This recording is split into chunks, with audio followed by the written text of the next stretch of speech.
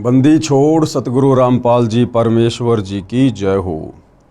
परमपिता परमात्मा सारी सृष्टि के रचनहार कुल मालिक असंख्य ब्रह्मांडों के स्वामी जगत गुरु तीनों लोकों में प्रवेश करके सबका धारण पोषण करने वाले राजाधिराज आत्माधार नाथों के नाथ देवों के देव महादेव सर्वेश्वर महेश्वर मृत्युंजय अजरो अमर आदि अनादि सनातनी प्रभु जगत पिता जगदीश्वर श्री श्री 1008 की उपाधि के वास्तविक अधिकारी अकाल मूर्त सौद स्वरूपी राम वासुदेव सर्वगतम ब्रह्म परम पूज्य प्रथम पूज्य परम संत परम पुरुष परम धनी परम दयालु सत्य कबीर हक्का कबीर अल्लाहु अकबर बाखबर अल्लाह ताला जगत के तारणहार जगत के मुक्तिदाता जगत के जगन्नाथ हारे के सहारे हिंदुओं के राम मुसलमानों के अल्लाह सिखों के वाहिगुरु ईसाइयों के मसीह दया के सागर दया निधि करुणा के सागर करुणा निधि स्वयंभू परिभू संकट मोचन कष्ट हरण मंगल कर्ण दुख भंजन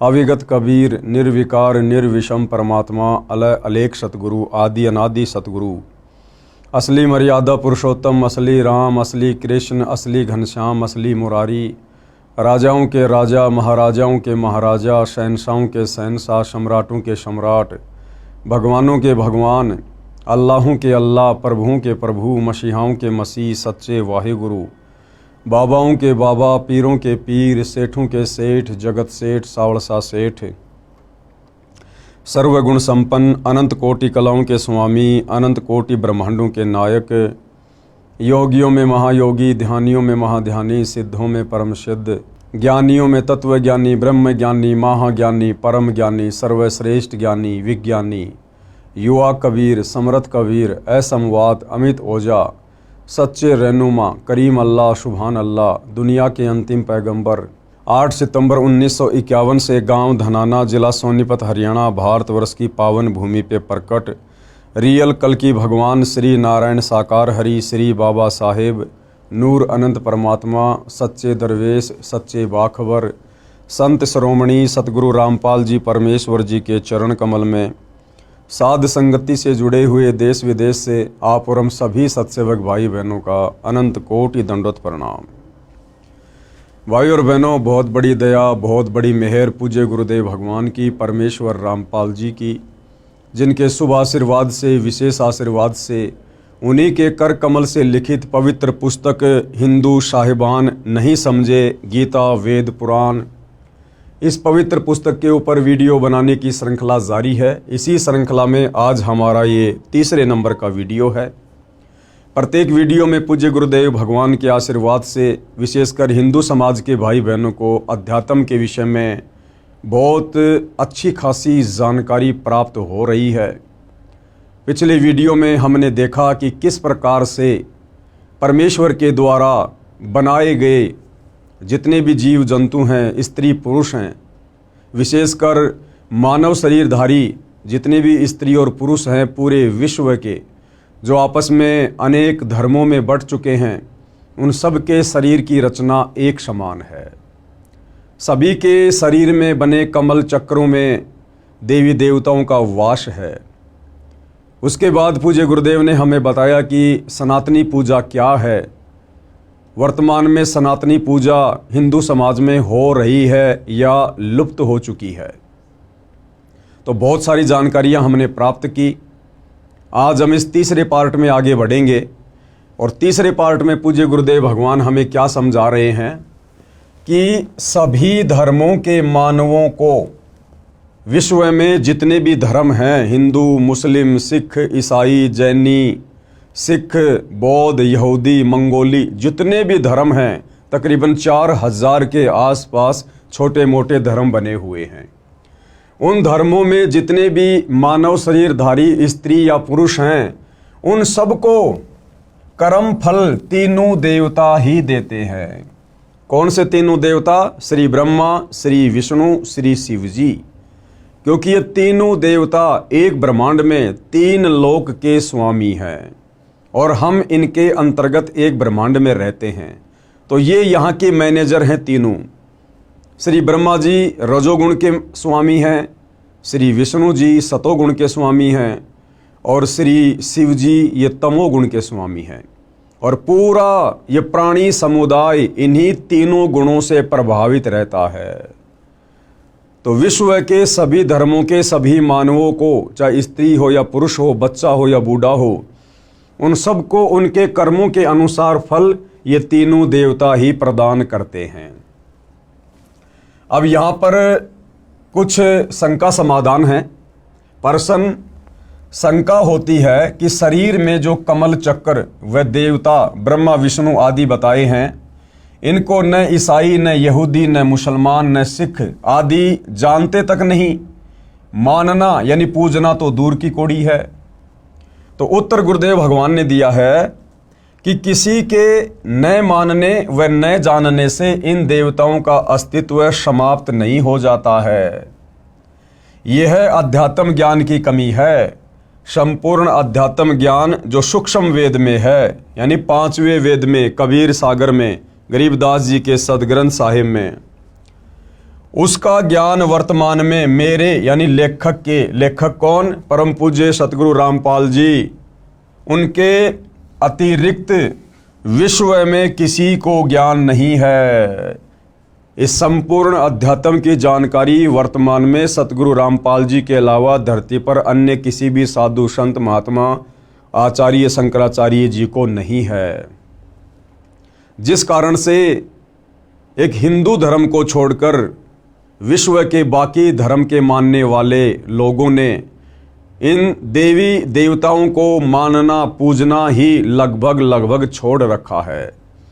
और वो लोग इस बात पर भी विश्वास नहीं करते हैं कि हमारे शरीर में जो कमल चक्र बने हुए हैं उनमें इन तीनों देवताओं का वास है। और ये तीनों देवता ही प्रत्येक इंसान को, चाहे स्त्री हो या पुरुष हो, कर्मों के अनुसार फल प्रदान करते हैं।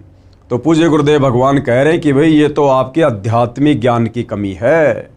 आपके मानने या ना मानने से इन देवी देवताओं का अस्तित्व समाप्त नहीं हो जाता है। और जो रचना परमपिता परमेश्वर जी ने इस सृष्टि में बनाकर इन तीनों देवताओं को दी हुई है, उसके ऊपर कंट्रोल करने की, भाई हमारे मानने या ना मानने से उस परमेश्वर का विधान जो है फैल नहीं हो जाता है। प्रत्येक धर्म के व्यक्तियों को अपने ही शास्त्रों का ज्ञान भी पूर्ण नहीं है। मुसलमान भाइयों को मुसलमान धर्म की चारों पुस्तकें, तौरात, जबूर, इंजिल, कुरान शरीफ, कुरान मजीद और अनेक हदीसें, इनका भी कंप्लीट ज्ञान नहीं है। अगर होता तो ये मज़ारों पर नहीं जाते, मस्जिदों में नहीं जाते। अगर हिंदुओं को चारों वेद और गीता और 18 पुराणों का ज्ञान होता तो ये मंदिरों में नहीं जाते, मूर्ति पूजा नहीं करते, पाखंड पूजा नहीं करते। अगर ईसाइयों को बाइबल का संपूर्ण ज्ञान होता या उनके धर्म गुरुओं को होता, पोप पादरियों को होता, तो ये कभी भी चर्च में नहीं जाते उस मसीहा को ढूंढने के लिए। और यदि सिखों को गुरु ग्रंथ साहिब का ज्ञान होता तो सिख आज अध्यात्म की ऊंचाइयों को छू रहे होते। गुरुद्वारे बना बना के इस प्रकार से खाली पाठ के ऊपर आश्रित होकर ना बैठ जाते। तो भाइयों और बहनों, ये संपूर्ण आध्यात्मिक ज्ञान केवल वर्तमान में सतगुरु रामपाल जी के पास है। इसी कारण से मन में आता है कि ये नहीं हो सकता, वह नहीं हो सकता। आपको शास्त्रों से प्रमाणित करता हूं। अब पूज्य गुरुदेव भगवान क्या कह रहे हैं कि कोई बड़ी बात नहीं है भाई। इस काल ने अपने षड्यंत्र के तहत तुम सभी को अलग अलग धर्मों में बांट दिया, जातियों में बांट दिया, संप्रदायों में बांट दिया। तुम सबके अलग अलग इसने शास्त्र बनवा दिए। ऊपर से इस काल ने नकली संत भेजकर तुम्हारे को धर्म की उल्टी व्याख्या से परिपूर्ण करवा दिया। तो गुरुदेव भगवान कह रहे हैं कि बच्चों कोई बात नहीं है, मैं इस आध्यात्मिक ज्ञान को परमाणु के साथ में साबित करूंगा। तो भाइयों और बहनों, हमने बहुत ही ध्यानपूर्वक इन प्रमाणों को देखने और समझने की आवश्यकता है। सबसे पहले मुसलमान धर्म के लिए प्रमाण के लिए, जैसे मुसलमान धर्म की पाक पुस्तक कुरान मजीद है, ईसाई धर्म की होली बुक इंजिल है जो ईसा जी को दी गई थी, यहूदी धर्म की पाक पुस्तक तौरेत है जो मूसा जी को मिली। हज़रत दाऊद जी को जबूर पाक पुस्तक मिली। इन चारों पुस्तकों का ज्ञान दाता एक ही है। इन चारों पुस्तकों का ज्ञान दाता एक ही है। यह काल ब्रह्म ज्योति निरंजन, जिसको ये चारों धर्मों यानी पंथों वाले अपना खुदा यानी गॉड मानते हैं। इसलिए इनको ये भी मान्य होना चाहिए कि इन चारों पवित्र पुस्तकों में जो ज्ञान है वह सत्य है। यदि कोई कहे कि हम बाइबल को नहीं मानते, केवल कुरान को मानते हैं, तो वे अपने खुदा का अपमान कर रहे हैं। भाई, जब चारों पुस्तकें एक ही खुदा ने दी है, तौरात, जबूर, इंजिल और कुरान मजीद, जब चारों पुस्तकें एक ही खुदा ने दी है और आगे चलकर यदि इन पुस्तकों को मानने वाले अलग अलग पंथों में, धर्मों में विभाजित हो गए हैं, और यदि आज वो ये कहते हैं, जैसे ईसाई कहते हैं कि हम तो बाइबल के अलावा कुरान मजीद को नहीं मानते, मुसलमान कहते हैं हम तो कुरान मजीद के अलावा बाइबल को नहीं मानते, तो गुरुदेव भगवान कह रहे हैं जब लिखने वाला तुम्हारा एक ही खुदा है तो तुम उसके द्वारा लिखी गई पुस्तकों को क्यों नहीं मान रहे? इसका मतलब तुम तो अपने खुदा की रचना पर भी संदेह कर रहे हो, शक कर रहे हो, तुम अपने खुदा का अपमान कर रहे हो। जो ज्ञान पाक कुरान में नहीं है वह बाइबल में बता रखा है, इसलिए दोबारा बताना अल्लाह ने उचित नहीं समझा है। यानी संपूर्ण ज्ञान इन धर्मों के मानने वाले अल्लाह ने एक पुस्तक में ना डालकर इन चारों पुस्तकों में थोड़ा थोड़ा डाल दिया। और अब यदि कोई कहे कि हम उस पुस्तक को नहीं मानते, हम उसको नहीं मानते, तो ये तो हमारे अध्यात्म की कमजोरी है। इसलिए दोबारा बताना अल्लाह ने उचित नहीं समझा। इसलिए बाइबल के ज्ञान को भी समान सम्मान देना चाहिए। विशेष पहले यह स्पष्ट करना उचित समझता हूं कि पवित्र पुस्तक बाइबल कोई अलग शास्त्र नहीं है। इसमें पाक जबूर, पाक तौरेत, पाक इंजिल को इकट्ठा जिल्द यानी बाइंड किया है। एक मुसलमान वक्ता अपनी वीडियो में कह रहा था कि मैं बाइबल को नहीं मानता, इंजिल को मानता हूं। उस श्रीमान को यही नहीं पता बाइबल में इंजिल पुस्तक भी है। अब बाइबल ग्रंथ से कुछ प्रमाण दिखाता हूं कि विश्व के सभी मानव व अन्य प्राणियों के व्यवस्थक ये ही तीनों देवता कौन? ब्रह्मा जी, विष्णु जी तथा शिव जी हैं। अब गुरुदेव भगवान हमें बाइबल से प्रमाणित करेंगे कि विश्व के जितने भी प्राणी हैं, स्त्री या पुरुष, उन सब के व्यवस्थापक, तीनों लोकों का मैनेजमेंट संभालने वाले यही ब्रह्मा विष्णु महेश जी हैं। बाइबल ग्रंथ में सृष्टि की उत्पत्ति अध्याय में लिखा है कि परमेश्वर ने 6 दिन में सृष्टि की उत्पत्ति की, 6ठे दिन आदमी बनाए। सर्वप्रथम आदम जी को मिट्टी से बनाया, उसमें जान डाल दी। परमेश्वर जी ने मानव यानी स्त्री पुरुष को अपने जैसे शरीर वाला, अपनी ही शक्ल जैसा बनाया। साफ साफ बाइबल के उत्पत्ति ग्रंथ में प्रथम अध्याय में लिखा हुआ है कि परमेश्वर ने 6 दिन में सृष्टि बनाई, 7वें दिन तख्त पर जा विराजा। और परमेश्वर ने इंसानों को, स्त्री और पुरुष को अपनी ही शक्ल में, अपनी ही समानता में बनाया। तो परमेश्वर कैसा हुआ? साकार हुआ। जिस परमेश्वर ने बाइबल में स्पष्ट लिख रखा है कि हमने इंसानों को अपनी ही शक्ल में बनाया, तो भाई फिर परमात्मा की शक्ल कैसी है? हमारे जैसी। आदम की हड्डी निकालकर उसकी पत्नी हव्वा बनाई। परमेश्वर ने 7वें दिन विश्राम किया, ऊपर तख्त पर जा बैठा। अब यदि अल्लाह यानी गॉड निराकार है, फॉर्मलेस है, जैसा कि मुसलमान भाई कहते हैं कि अल्लाह बेचून है यानी निराकार है, दिखाई नहीं देता।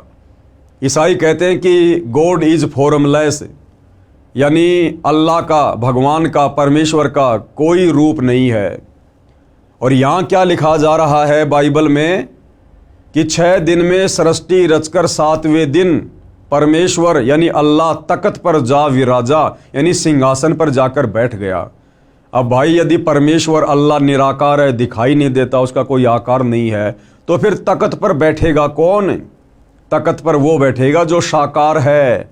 तो भाई और बहनों, ये सारी की सारी सच्चाई हमारे ही धर्मशास्त्रों में वर्णित है, लेकिन तत्व ज्ञान के अभाव में, सच्चे सतगुरु की शरण के अभाव में, और हम इन बातों को, इस गूढ़ आध्यात्मिक ज्ञान को समझ नहीं पाए। ऊपर तख्त पर जा बैठा, उसके पश्चात श्री ब्रह्मा जी, श्री विष्णु जी तथा श्री शिव जी का कार्य प्रारंभ हो गया। श्री ब्रह्मा जी ने बाबा आदम जी तथा उनकी पत्नी हवा जी को स्वर्ग में एक वाटिका में छोड़ दिया। उनको बताया कि आप बीच में लगे वृक्षों के फल नहीं खाना, यदि खाएं तो तुम मर जाओगे। वे दोनों वाटिका में रहने लगे। जिन वृक्षों के फल खाने को प्रभु ने मना किया था, उनके फल वे नहीं खाते थे। एक दिन सर्प आया। कौन आया? सर्प आया। ये शैतान आया सर्प का रूप धारण करके। एक दिन सर्प आया, उसने हवा तथा हजरत आदम जी से पूछा कि आप बीच वाले वृक्षों के फल क्यों नहीं खा रहे? आदम व हवा ने कहा कि इनको खाने को ईश्वर ने मना किया है, यानी परमेश्वर ने मना किया है। हम इनके फल खाएंगे तो हम मर जाएंगे।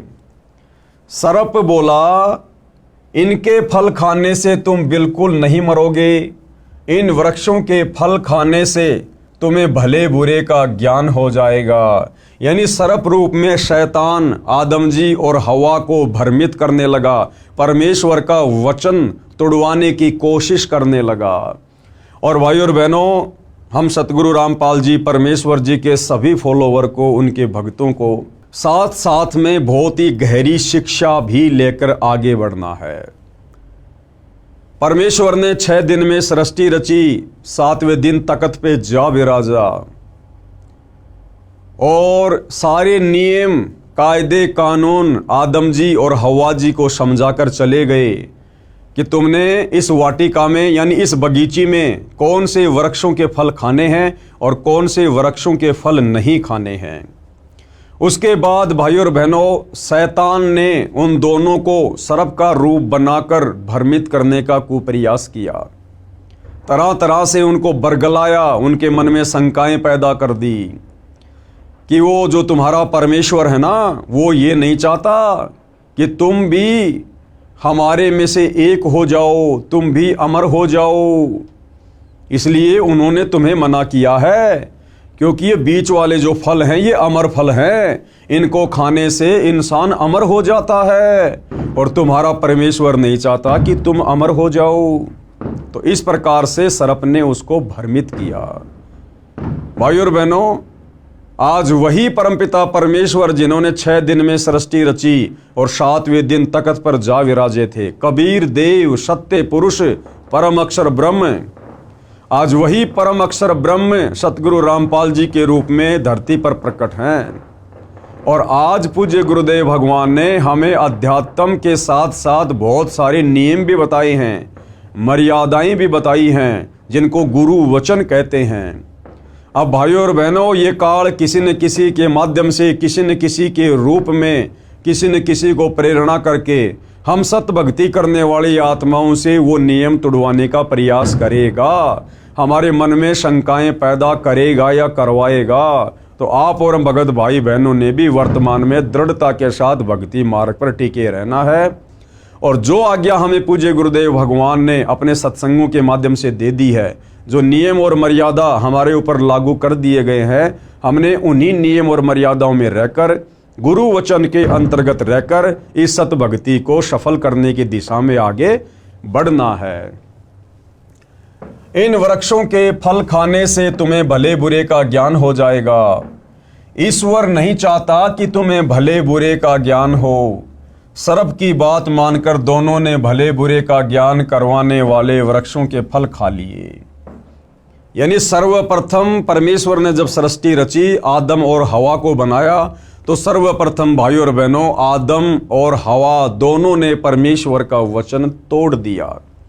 अगर ये आदम और हवा परमेश्वर का वचन ना तोड़ते तो भाइयों और बहनों, आज हम इस मृत लोक में नहीं होते, हम सभी आज स्वर्ग में रह रहे होते, लेकिन एक की गलती सभी आत्माओं पर भारी पड़ गई। उनकी आंखें खुल गई। कुछ दिन बाद ईश्वर आया। उसके पैरों की आवाज सुनकर हवा व आदम छुप गए। उनको पता चल गया था कि नंगा रहना अच्छा नहीं होता, क्योंकि उस वाटिका के बीच वाले पेड़ों के फल खाने से, जिनको खाने के लिए परमेश्वर ने मना किया था, जब आदम और हवा ने खा लिए तो उनकी वो दृष्टि खुल गई, उनको भले बुरे का ज्ञान हो गया। और जब कुछ दिनों बाद परमेश्वर आए तो भाइयों और बहनों, दोनों एक पेड़ की ओट में छुप गए। उनको ये पता चल गया कि हम तो नंगे हैं, नंगे, हमें तो शर्म आ रही है, क्योंकि उनको भले बुरे का ज्ञान होना शुरू हो गया। ईश्वर ने आवाज लगाई कि तुम कहाँ हो? आदम तथा हवा ने उत्तर दिया कि हम नंगे हैं, आपकी आवाज सुनकर हम छुप गए हैं। ईश्वर ने पूछा कि क्या तुमने बीच वाले वृक्षों का फल खा लिया? उत्तर मिला कि हाँ, हमने बीच वाले वृक्षों के फल खा लिए। आदम ने कहा कि आपने जो मेरे साथ स्त्री छोड़ी है, इसको सर्फ ने बहका दिया। आदम ने क्या कहा कि हे परमेश्वर, आपने मेरे साथ में ये जो स्त्री छोड़ी थी, इसको सर्प ने आकर बहका दिया और मैं फिर इसके बहकावे में आ गया, और हम दोनों ने उन फलों को खा लिया जिनको ना खाने की आज्ञा आप जी ने दी थी। हमने फल खा लिया। ईश्वर ने आदम व हवा के पहनने के लिए वस्त्र बनवाए। ईश्वर ने कहा कि मानव को भले बुरे का ज्ञान हो गया है, कहीं ये अमर होने वाले वृक्षों के फल खा ले और हम में से एक के समान हो जाए। इसलिए आदम जी व हवा जी को स्वर्ग से निकाल दिया। इस बाइबल के लेख से सिद्ध हो गया कि देवता एक से अधिक हैं। सब धर्मों के व्यक्तियों को कर्मों का फल ये तीनों देवता ही देते हैं। अन्य प्रमाण, पवित्र बाइबल के उत्पत्ति ग्रंथ 17:18 पृष्ठ 24 पर लिखा है कि अब्राहिम नामक व्यक्ति के घर 3 प्रभु आए। उस समय वह अपने घर से बाहर खेत में वृक्षों की छाया में बैठा था। दोपहर का समय था। अब्राहिम ने जमीन पर लेटकर उनको प्रणाम किया, भोजन करवाया। वे पापियों का नाश करने आए थे। कौन? तीनों देवता ब्रह्मा विष्णु महेश। वे पापियों का नाश करने गए थे। वहां से 2 तो वापस लौट गए। एक उस नगरी में गया जहां के व्यक्ति व्यभिचारी, अन्यायी, बेहया, धर्म कर्म रहित हो चुके थे। उस नगरी को नष्ट कर दिया। इन प्रमाणों से स्पष्ट है कि यही तीनों देवता सर्व मानव को कर्मा अनुसार फल देते हैं। कौन? ब्रह्मा विष्णु महेश। नगरी नष्ट करने का कार्य तमगुण शंकर जी का है, क्योंकि ये तीनों देवता एक के गुण युक्त हैं। श्री ब्रह्मा जी रजोगुण के स्वामी हैं, जिसके प्रभाव से हम लोग बच्चे उत्पन्न करते हैं, हमारे अंदर विषय वासना जागृत होती है, धन वगैरह इकट्ठा करने की इच्छा जागृत होती है। ये रजोगुण के कारण होती है। दूसरा गुरुदेव ने बताया, श्री विष्णु जी सतोगुण के स्वामी है। अपने बाल बच्चों में, परिवार में, संपत्ति में मोह ममता, हम एक दूसरे से चिपटे रहते हैं, ये मेरा, ये मेरा, ये श्री विष्णु जी के सतोगुण के कारण है। और तीसरा श्री शिव जी का तमोगुण, जिसके प्रभाव से बात बात पर लड़ाई झगड़े, मार पिटाई, हत्या, ये तमोगुण के कारण। तो जो 2 देवता वापस चले गए थे वो ब्रह्मा जी और विष्णु जी थे, और जो एक देवता नीचे रह गया था जिसने जाकर उस नगर को नष्ट किया, वो शंकर जी थे। इसलिए वे अकेले गए और उन पापियों का नाश किया। 2 कौन? श्री ब्रह्मा जी तथा श्री विष्णु जी वापस चले गए थे। तो ये प्रमाण है कि तीनों देवता ब्रह्मा विष्णु महेश ही मिलकर इस काल ब्रह्म की सृष्टि को यहाँ चला रहे हैं। और इस काल ब्रह्म की सृष्टि के अंतर्गत एक ब्रह्मांड में जितने भी मानव शरीरधारी स्त्री पुरुष हैं, उन सब के व्यवस्थापक, उन सब के मैनेजर ये तीनों देवता ब्रह्मा विष्णु महेश ही हैं। वो चाहे हिंदू हो, मुसलमान हो, सिख हो, ईसाई हो, चाहे किसी भी धर्म का और देश का व्यक्ति क्यों ना हो। विशेष आगे गुरुदेव क्या कह रहे हैं, विशेष चारों पवित्र पुस्तकों, पाक कुरान, पाक बाइबल यानी पवित्र जबूर, पवित्र इंजिल, पवित्र तौरेत का ज्ञान जिस प्रभु ने दिया, उसी ने पवित्र चारों वेदों यानी पवित्र ऋग्वेद, यजुर्वेद, सामवेद तथा अथर्ववेद का ज्ञान श्री ब्रह्मा जी को दिया। कौन है ये? काल ब्रह्म, ब्रह्मा विष्णु महेश का पिता, दुर्गा का पति, काल ब्रह्म जिसको ज्योति निरंजन भी कहते हैं। इसी ने मुसलमान धर्म की चारों पुस्तकों का ज्ञान दिया और इसी ने चारों वेद और गीता जी वाला ज्ञान दिया। फिर स्वयंभू मनु जी को मिला, यानी सबसे पहले इस काल ब्रह्म ने चारों वेदों का ज्ञान श्री ब्रह्मा जी को दिया। श्री ब्रह्मा इस काल ब्रह्म का सबसे बड़ा बेटा है। फिर उससे छोटा वाला बेटा है श्री विष्णु और सबसे छोटा वाला बेटा है श्री शंकर। यानी ये ब्रह्मा विष्णु महेश ये तीनों सगे भाई हैं। इनका पिता काल ब्रह्म है जो सबके समक्ष नहीं आता है, उसको श्राप लगा हुआ है। वो जब हम आगे सृष्टि रचना पढ़ेंगे तब हमें पता चलेगा। और फिर श्री ब्रह्मा जी ने अपने वंशज मनु को, जो कि सतयुग में हुए, फिर वो ज्ञान चारों वेदों वाला ब्रह्मा जी ने स्वयंभू मनु जी को दिया। वेदों में चक्रों यानी कमलों का ज्ञान है परंतु अधूरा है, क्योंकि चारों वेदों में संपूर्ण आध्यात्मिक ज्ञान नहीं है। इसीलिए परमपिता परमेश्वर कबीर साहिब जी को, परम अक्षर ब्रह्म को, सत्य पुरुष को स्वयं तत्वदर्शी संत का रूप धारण करके पृथ्वी पर चारों वेदों से ऊपर का ज्ञान देने के लिए आना पड़ता है। सूक्ष्म वेद में संपूर्ण अध्यात्म ज्ञान है, उसी से कमल चक्रों का संपूर्ण ज्ञान पहले लिख दिया है। पवित्र वेदों का ज्ञान इन चारों पाक पुस्तकों तौरेत, जबूर, इंजिल तथा कुरान से पहले का है। इसलिए प्रभु ने इन पुस्तकों में दोबारा बताना उचित न समझा। सूक्ष्म वेद पांचवा वेद है। सूक्ष्म वेद कौन सा वेद है? पांचवा वेद। उसमें संपूर्ण अध्यात्म ज्ञान है, उसमें कमलों का वर्णन विस्तार से कहा है। वह संपूर्ण ज्ञान न वेदों में है, न गीता में, न पुराणों में, न कुरान में, न बाइबल में। क्योंकि गीता ज्ञान देने वाले ने गीता अध्याय 4 श्लोक 34 में कहा है कि तत्व ज्ञान जो गीता में नहीं है उसको तत्वदर्शी संतों के पास जाकर प्राप्त कर।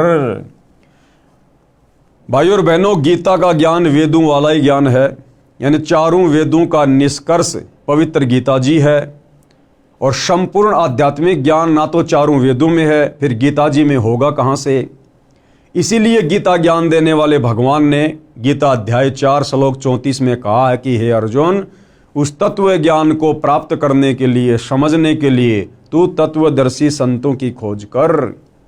इसलिए भाइयों और बहनों, संपूर्ण आध्यात्मिक ज्ञान देने के लिए उस परम अक्षर ब्रह्म सत्य पुरुष कबीर देव को तत्वदर्शी संत की भूमिका में पृथ्वी पर आना पड़ता है, जैसे कि वर्तमान में सतगुरु रामपाल जी के रूप में प्रकट हैं। उसको तत्वदर्शी संतों के पास जाकर प्राप्त कर।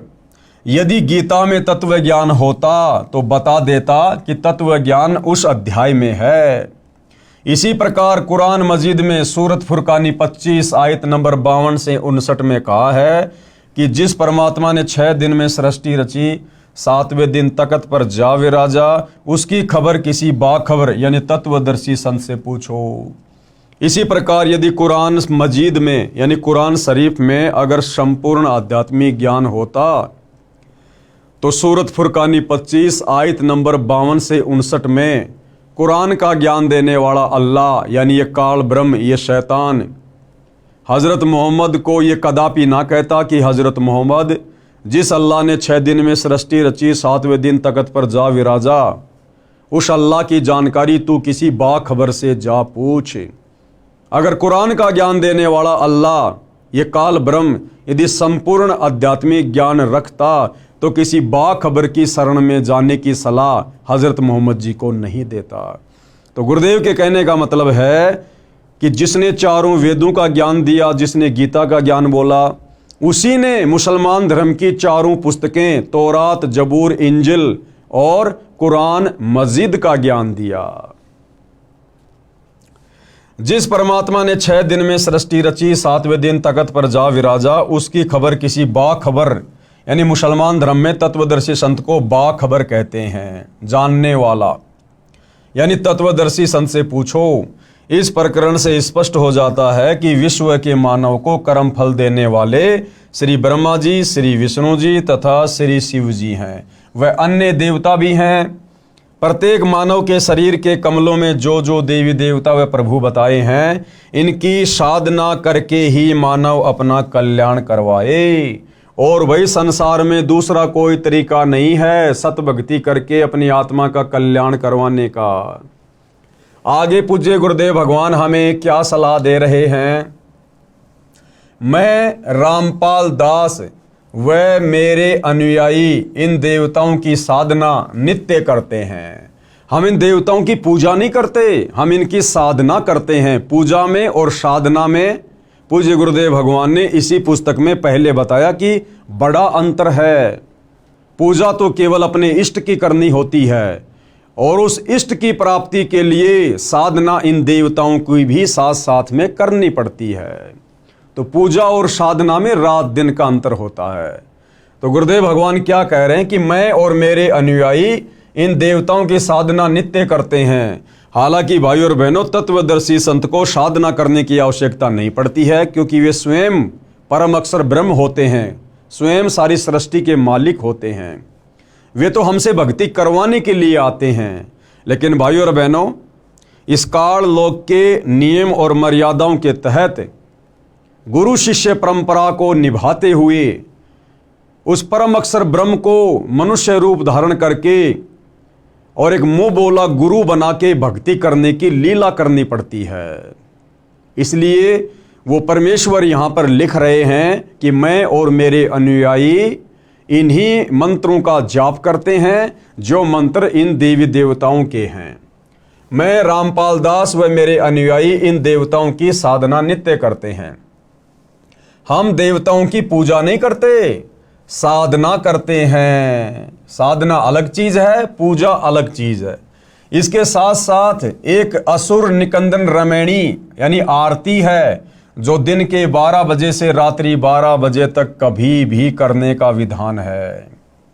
कहने का मतलब है, वर्तमान में बहुत सारे भविष्य वक्ता भविष्य मल्लिका का उदाहरण देकर दिन रात भविष्यवाणियां कर रहे हैं कि भाई आने वाला समय युग परिवर्तन का है, बड़ा विध्वंस होगा और जो लोग त्रिकाल संध्या करेंगे केवल उन्हीं का बचाव होगा।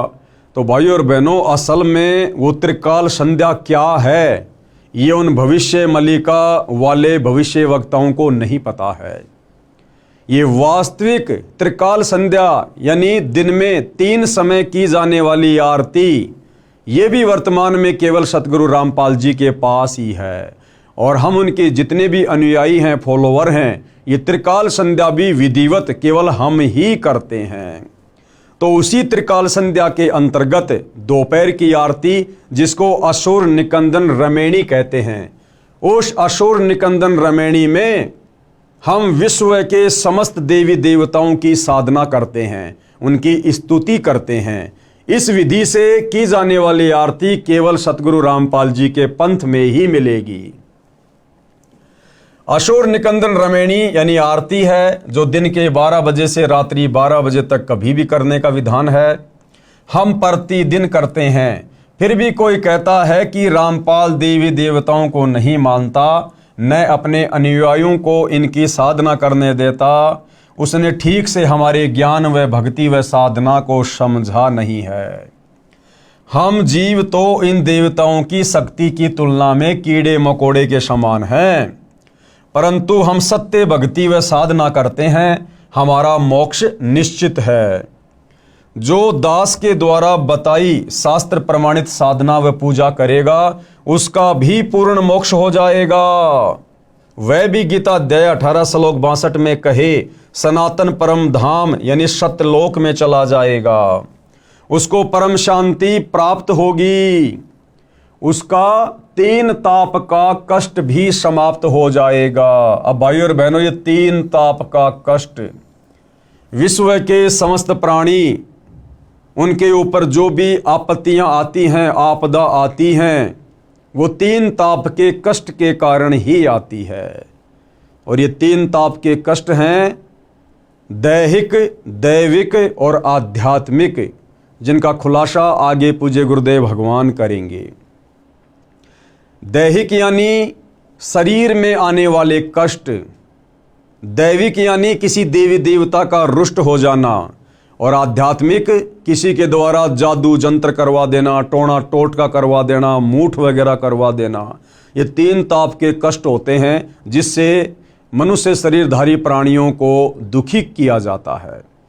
तो ये 3 ताप के कष्ट भी यदि इस पृथ्वी पर समूल रूप से नष्ट होते हैं तो केवल जगत गुरु तत्वदर्शी सतगुरु रामपाल जी की सत्य साधना करने से दूसरा धरती पर कोई उपाय नहीं है। तो क्या कह रहे हैं गुरुदेव? 3 ताप का कष्ट भी समाप्त हो जाएगा जो जीव के दुखों का मूल है। नोट, पूजा व साधना में क्या अंतर है? अब हमने अध्यात्म को जानने के लिए आगे बढ़ने से पहले यह जानना पड़ेगा कि सतगुरु रामपाल जी के सभी फॉलोअर इन तीनों देवताओं की जो साधना करते हैं, ये साधना क्या है और भक्ति मार्ग में पूजा क्या है, पूजा किसकी करनी पड़ेगी, तो ये सारी जानकारी गुरुदेव हमें बता रहे हैं। पूजा व साधना में क्या अंतर है, कृपया आप जी पढ़ें इसी पुस्तक के पेज नंबर 179 पर, जो हम आगे की वीडियो में पढ़ेंगे। यहां केवल 2 शब्द हैं, यानी संक्षिप्त वर्णन है। जो प्रार्थना हम करते हैं उसका कुछ अंश यहां लिखता हूं।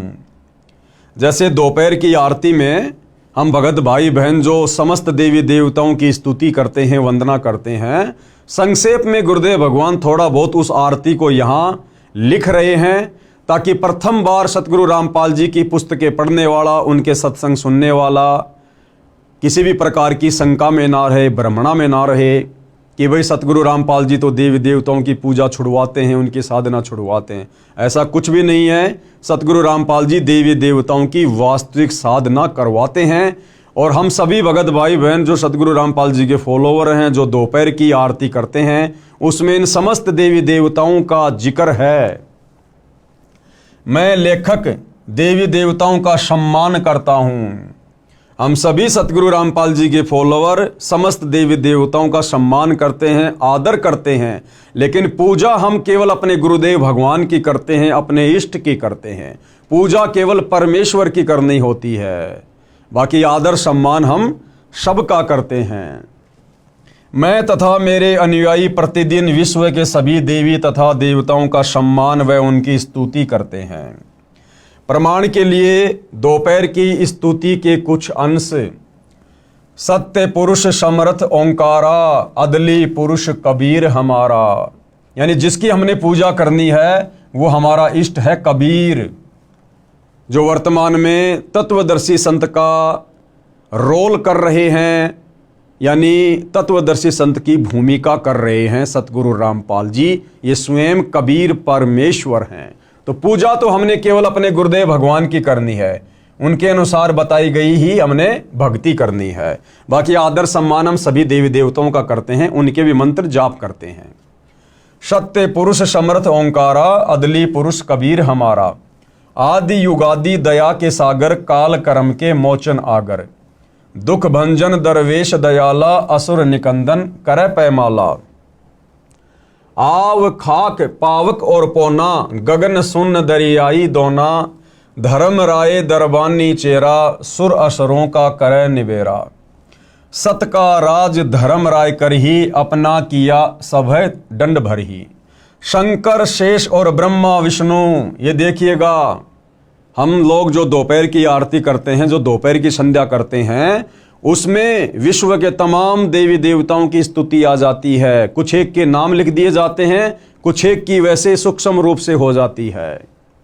शंकर, शंकर यानी श्री शंकर जी, शंकर, शेष यानी शेषनाग, और ब्रह्मा और विष्णु, शंकर शेष और ब्रह्मा विष्णु, नारद सारद जाउर रसनम, नारद यानी नारद जी और शारद यानी शारदा देवी सरस्वती। गौरीज और गणेश गोसाई, गौरीज यानी गौरीजा शंकर जी की पत्नी और गणेश शंकर जी के पुत्र। कारज सकल सिद्ध हो जाई, ब्रह्मा विष्णु और शंभु शेषा, ये तीनों देव दयालु हमेशा। सावित्री और लक्ष्मी गौरा, सावित्री यानी श्री ब्रह्मा जी की पत्नी, लक्ष्मी यानी श्री विष्णु जी की पत्नी और गौरा यानी श्री शंकर जी की पत्नी। तीहूं देवा सिर कर है चौरा, ये तीनों स्त्रियां अपने अपने पति के शीश पर चवर करती है। नील नाभ से ब्रह्मा आए, आदि ओम के पुत्र कहाए। शंभु मनु ब्रह्मा की शाखा, शंभु मनु यानी स्वयंभू मनु, ये ब्रह्मा जी से उत्पन्न है जिनको ब्रह्मा जी ने वेद दिए। ऋग यजुश्याम अथर्वन भाषा, पीवरत भया उतान्नम पाता, जाके धुरु है आत्मज्ञाता। शनक सनंदन सनातन संत कुमारा, ये ब्रह्मा जी के 4 पुत्र हैं, 4 पुत्र अनुरागी धारा।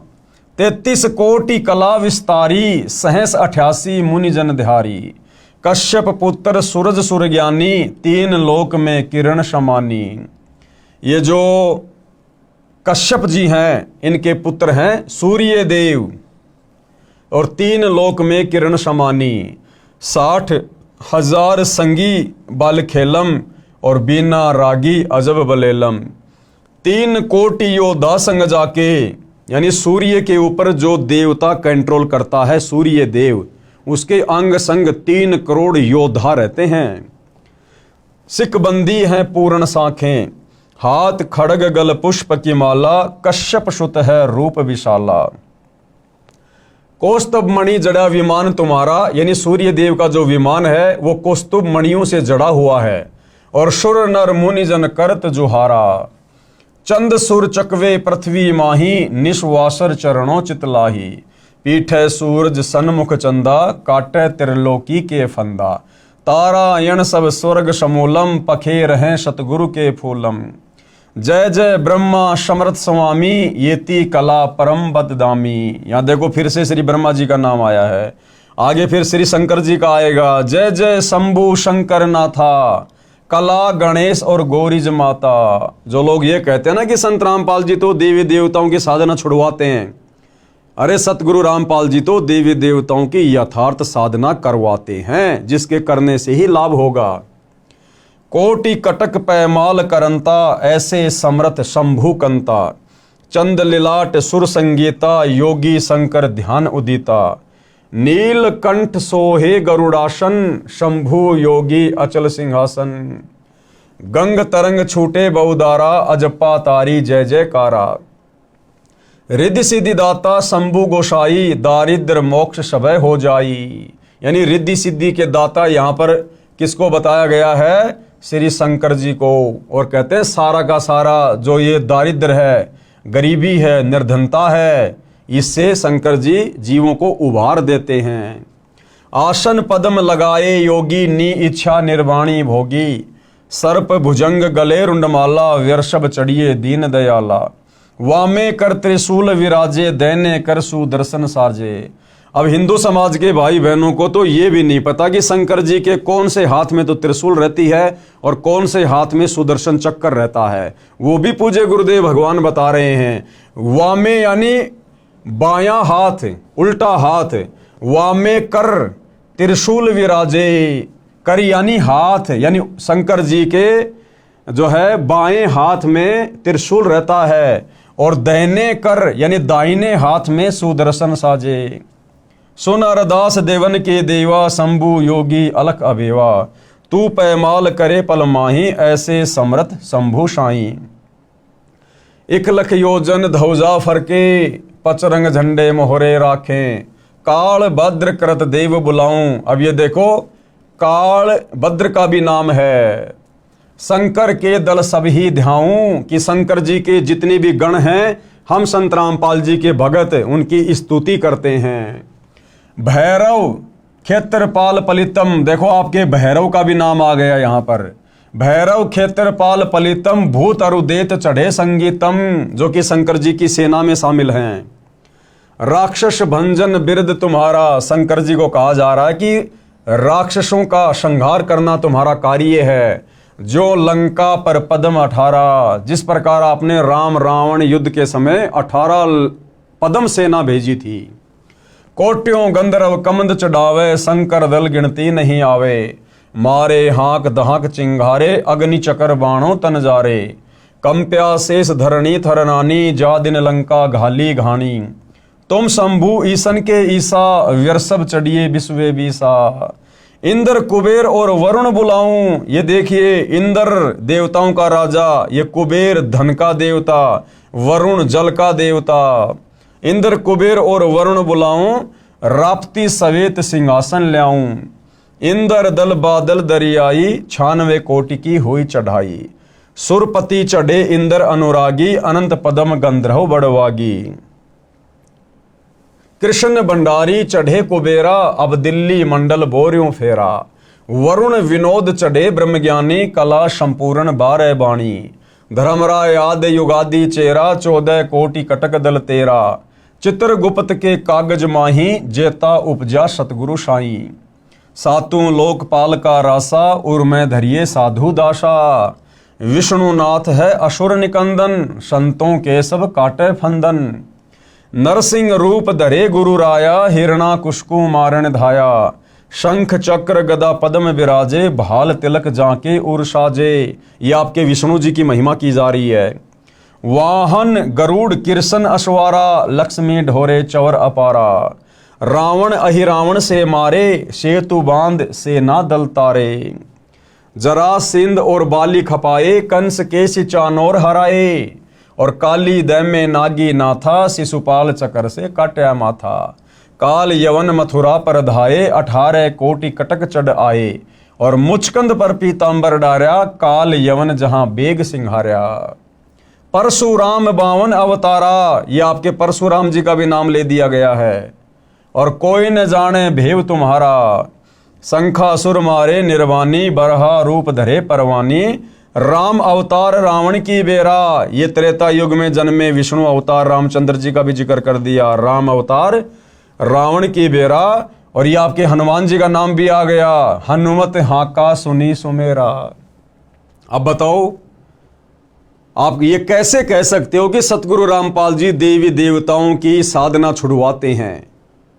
बताइए, आपके तमाम मुख्य मुख्य देवी देवताओं की हम सतगुरु रामपाल जी के भगत रोजाना त्रिकाल संध्या के अंतर्गत जो दोपहर की आरती है, उसमें रोजाना हम इनकी स्तुति कर रहे हैं, हम इनकी साधना कर रहे हैं और पूजा अपने इष्ट की करते हैं, कबीर देव की, अपने गुरुदेव भगवान की।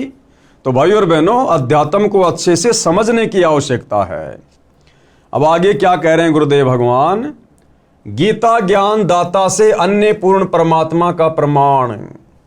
यानी अभी तक हिंदू समाज में विशेषकर यही धारणा है कि गीता जी का ज्ञान श्री कृष्ण ने दिया, जबकि भाई और बहनों, आप इस पुस्तक को धीरे धीरे आगे पढ़ेंगे और साथ में सतगुरु रामपाल जी के सत्संग सुनते रहेंगे यूट्यूब पर, मोबाइल में, तो आप जियों को क्लियर हो जाएगा प्रमाणों के साथ में कि गीता जी का ज्ञान श्री कृष्ण जी ने नहीं, बल्कि श्री कृष्ण जी के अंदर प्रेत की तरह प्रवेश करके इस काल ब्रह्म ने सारा ज्ञान बोला। ये गीता जी की अध्याय और श्लोक दिखाकर आप जियों को क्लियर किया जाएगा।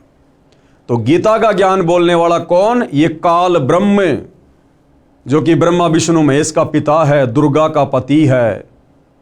उसी ने मुसलमान धर्म की चारों पुस्तकों का ज्ञान दिया, उसी ने चारों वेद और गीता जी का ज्ञान दिया। उस काल ब्रह्म से अन्य है वो पूर्ण परमात्मा, जिसका जिक्र उसने गीता जी अध्याय 18 श्लोक नंबर 62 में किया है, जिसको परम अक्षर ब्रह्म भी कहते हैं, जिसको सत्य पुरुष कहा है, जिसका कबीर देव नाम है। जो कबीर देव वर्तमान में सतगुरु रामपाल जी के रूप में धरती पर प्रकट हैं। और आप और हम नादान प्राणियों को ये सत्य ज्ञान समझाने के लिए एक साधारण संत की भूमिका कर रहे हैं। भाई और बहनों, धैर्य से सुनेंगे तो पूरा अध्यात्म क्लियर होता चला जाएगा। तो गीता ज्ञान दाता यानी काल ब्रह्म से अन्य पूर्ण परमात्मा का प्रमाण।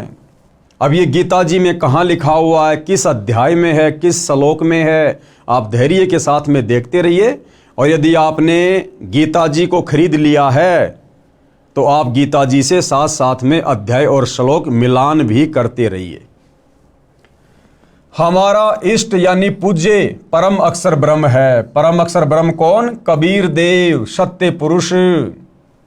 हम पूजा इसकी करते हैं जो गीता का ज्ञान बताने वाले से अन्य है, भिन्न है। वह पूर्ण परमात्मा है, अविनाशी है। अविनाशी यानी जिसका कभी विनाश नहीं होता, और सबका धारण पोषण करने वाला है। तीनों लोकों में प्रवेश करके सबका धारण पोषण कौन करता है? ये परम अक्षर ब्रह्म, सत्य पुरुष कबीर देव। तथा सम्मान साधना प्रधान देवताओं का भी करते हैं। यानी हम सतगुरु रामपाल जी के भगत पूजा तो करते हैं परम अक्षर ब्रह्म की, कबीर देव की, लेकिन सम्मान और साधना ये जो प्रधान देवी देवता हैं जिनका वास हमारे शरीर में बने उन कमलों में है, हम उनका भी करते हैं। परम अक्षर ब्रह्म के विषय में कौन परम अक्षर ब्रह्म? कबीर देव, सत्य पुरुष, उत्तम परमात्मा। परम अक्षर ब्रह्म के विषय में गीता में इस प्रकार लिखा है। क्या लिखा है? गीता अध्याय 8 श्लोक 1 में अर्जुन ने गीता ज्ञान बोलने वाले से प्रश्न किया कि हे भगवान, आपने जिस तत्व ब्रह्म के विषय में गीता अध्याय 7 श्लोक 29 में कहा है वह तत्व ब्रह्म क्या है? वो तत्व ब्रह्म क्या है? अर्जुन ने पूछा। तो गीता ज्ञान बताने वाले ने गीता अध्याय 8 श्लोक 3 में उत्तर दिया है। क्या उत्तर दिया है? कि वह परम अक्षर ब्रह्म है। वो कौन है? परम अक्षर ब्रह्म है। फिर इसी गीता अध्याय 8 के श्लोक 5 और 7 तथा अपनी भक्ति करने को कहा है, तथा गीता के इसी अध्याय 8 के श्लोक 8, 10, 20, 22 में अपने से अन्य इसी परम अक्षर ब्रह्म की भक्ति करने को कहा है। यानी गीता का ज्ञान देने वाले इस ब्रह्म ने अपनी भक्ति के लिए भी कहा है और अपने से अन्य भिन्न उस सर्वश्रेष्ठ परमात्मा परम अक्षर ब्रह्म की भक्ति करने के लिए भी गीता जी के 8वें अध्याय के श्लोक 8, 10, 20 व 22 में जिक्र किया है। इसके विषय में गीता अध्याय 2 श्लोक 17, गीता अध्याय 15 श्लोक 17 में बताया है। परम अक्षर ब्रह्म को गीता बोलने वाले ने सबका धारण पोषण करने वाला तथा परमात्मा कहा है। अब देख लो भाइयों और बहनों, गीता का ज्ञान देने वाले ने, गीता का ज्ञान देने वाले ने उस परम अक्षर ब्रह्म को ही सबका धारण पोषण करने वाला और परमात्मा बताया है। परम अक्षर ब्रह्म को, किसको? परम अक्षर ब्रह्म को, कबीर देव को, सत्य पुरुष को गीता बोलने वाले ने सबका धारण पोषण करने वाला तथा परमात्मा कहा है। अगर ये गीता ज्ञान देने वाला ब्रह्म खुद ही परमात्मा होता, सबका धारण पोषण करने वाला होता, तो अपने से अन्य उस परम अक्षर ब्रह्म को सबका धारण पोषण करने वाला और परमात्मा कहकर संज्ञा ना देता। और यह भी कहा है कि यही वास्तव में अविनाशी है। ये काल ब्रह्म खुद भी अविनाशी नहीं है, इसकी भी जन्म और मृत्यु होती है। भाई और बहनों, अभी हम केवल भूमिका में पढ़ रहे हैं। भूमिका समाप्त होने के बाद जब हम इस पवित्र पुस्तक हिंदू साहिबान नहीं समझे गीता वेद पुराण में आगे बढ़ेंगे तो साथ साथ में पूज्य गुरुदेव भगवान गीता के श्लोक दिखाएंगे, अध्याय बताएंगे, और आंखों देखकर हमें फिर विश्वास होगा कि वास्तव में गीता ज्ञान देने वाला भगवान कंप्लीट नहीं है। और गीता का ज्ञान श्री कृष्ण ने नहीं बोला, श्री कृष्ण जी का तो केवल शरीर काम में लिया गया था। उस शरीर के अंदर प्रेत की तरह प्रवेश करके इनके पिता यानी ब्रह्मा विष्णु महेश के पिता इस काल ब्रह्म ने वो ज्ञान दिया। और ये जो काल ब्रह्म है ये भी गीता जी में कहता है कि अर्जुन, मैं भी अविनाशी नहीं हूँ, मेरा भी जन्म और मृत्यु होती है। तो आगे हम अपनी आंखों से देखेंगे कि गीता के किस अध्याय में और किन किन श्लोकों में ये जानकारी है। यह भी कहा है कि यही वास्तव में अविनाशी है, पुरुषोत्तम है। पुरुषोत्तम यानी पुरुष यानी भगवान, और पुरुषोत्तम यानी भगवानों में सर्वश्रेष्ठ भगवान कौन? परम अक्षर ब्रह्म कबीर देव, जिसको मारने में कोई सक्षम नहीं है, जिससे संसार व्याप्त है। यानी सारे संसार की रचना उसी परम अक्षर ब्रह्म ने की है, कबीर देव ने की है। जो मेरे से अन्य है, यानी गीता ज्ञान देने वाला कह रहा है कि वो मेरे से भिन्न है, अलग है अर्जुन। गीता अध्याय 18 श्लोक 62 में उसी की शरण में जाने को कहा है। गीता का ज्ञान देने वाला काल ब्रह्म स्वयं कह रहा है अध्याय 18 श्लोक 62 में कि अर्जुन, अगर तुझे उस सनातन परम धाम की प्राप्ति करनी है, जहां जाने के बाद साधक लौटकर इस गंदे लोक में, मेरे लोक में नहीं आता, जन्म मरण के चक्कर में नहीं रहता, गधा कुत्ता सुअर नहीं बनता, उसके लिए तू उस परम अक्षर ब्रह्म की शरण में चला जा। यानी अपने से अन्य दूसरे परमेश्वर की शरण में जाने को गीता का ज्ञान देने वाला ये ब्रह्म कह रहा है। गीता अध्याय 18 श्लोक 62 में उसी की शरण में जाने को कहा है। पेश है प्रमाण के लिए गीता अध्याय 7 श्लोक 29, गीता अध्याय 8 श्लोक 1, 3, 5, 10, 20 और 22 तथा गीता अध्याय 15 श्लोक 17, गीता अध्याय 2 श्लोक 17 की फोटो कॉपी। अब भाइयों और बहनों, सारे के सारे जो प्रमाण है वो आपकी आंखों के सामने रखे जा रहे हैं। एक एक प्रमाण को आप जी देखते चलिएगा, जिसके अनुवादक जय दयाल गोविंदका हैं तथा प्रकाशक व मुद्रक गीता प्रेस गोरखपुर है। यानी गीता प्रेस गोरखपुर से प्रकाशित हिंदू समाज की जितनी भी धार्मिक पुस्तकें हैं, निसंदेह पूरा हिंदू समाज उनको सत्य मानता है, ऑथेंटिक मानता है।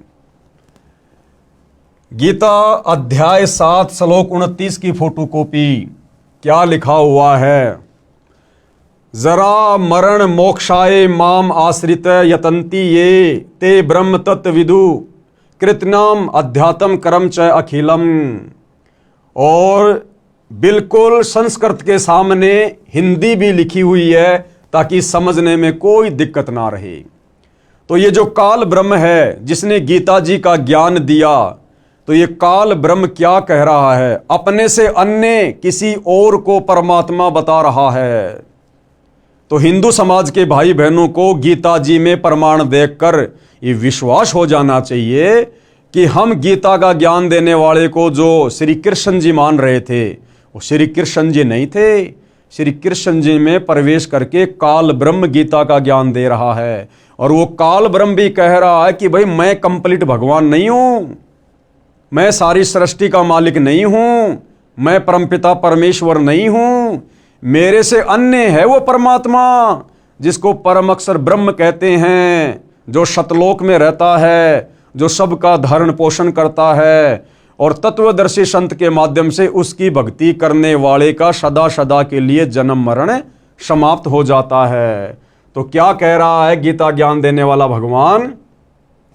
जो मेरे शरण होकर जरा और मरण से छूटने के लिए यत्न करते हैं, वे पुरुष उस ब्रह्म को, ब्रह्म यानी भगवान को, संपूर्ण अध्यात्म को तथा संपूर्ण कर्मों को जानते हैं। बिल्कुल क्लियर कर दिया है। अब आप जी ध्यान से पढ़िएगा आगे गीता अध्याय 8 श्लोक 1 की फोटोकॉपी। किम तत् ब्रह्म किम अध्यात्म किम कर्म पुरुषोत्तम अधिभूतम च किम प्रोक्तम अधिदेवम किम उच्चते। इस प्रकार भगवान के वचनों को न समझकर अर्जुन बोले, क्या बोले? हे पुरुषोत्तम। क्योंकि अर्जुन को ज्ञान नहीं था, अर्जुन को तत्व ज्ञान नहीं था, इसलिए अर्जुन श्री कृष्ण जी को ही पुरुषोत्तम कह रहा है। तो अर्जुन ने क्या कहा कि हे पुरुषोत्तम, वह ब्रह्म क्या है, वो परमात्मा क्या है, वो भगवान क्या है, और अध्यात्म क्या है, और ये कर्म क्या है। अधिभूत नाम से क्या कहा गया है और अधिदेव किसको कहते हैं। यानी अर्जुन ने अपनी शंका जाहिर की, तो अब इसका जवाब गीता ज्ञान देने वाला भगवान ये काल ब्रह्म गीता अध्याय 8 श्लोक 3 में बता रहा है। अक्षरम ब्रह्म परमम स्वभावम अध्यात्मम उच्यते भूत भावो द्वैकर विसर्ग क्रम सच्चित्ते। क्या कहा जा रहा है? इस प्रकार अर्जुन के प्रश्न करने पर श्री भगवान बोले, यानी काल ब्रह्म ने जवाब दिया। और क्या कहा कि वो ब्रह्म क्या है, वो तत्व ब्रह्म क्या है? कहते हैं वो परम अक्षर ब्रह्म है, कि वो तो परम अक्षर ब्रह्म है, जो सर्वश्रेष्ठ परमात्मा है, तीनों लोकों में प्रवेश करके सबका धारण पोषण करने वाला है, वो परम अक्षर ब्रह्म है।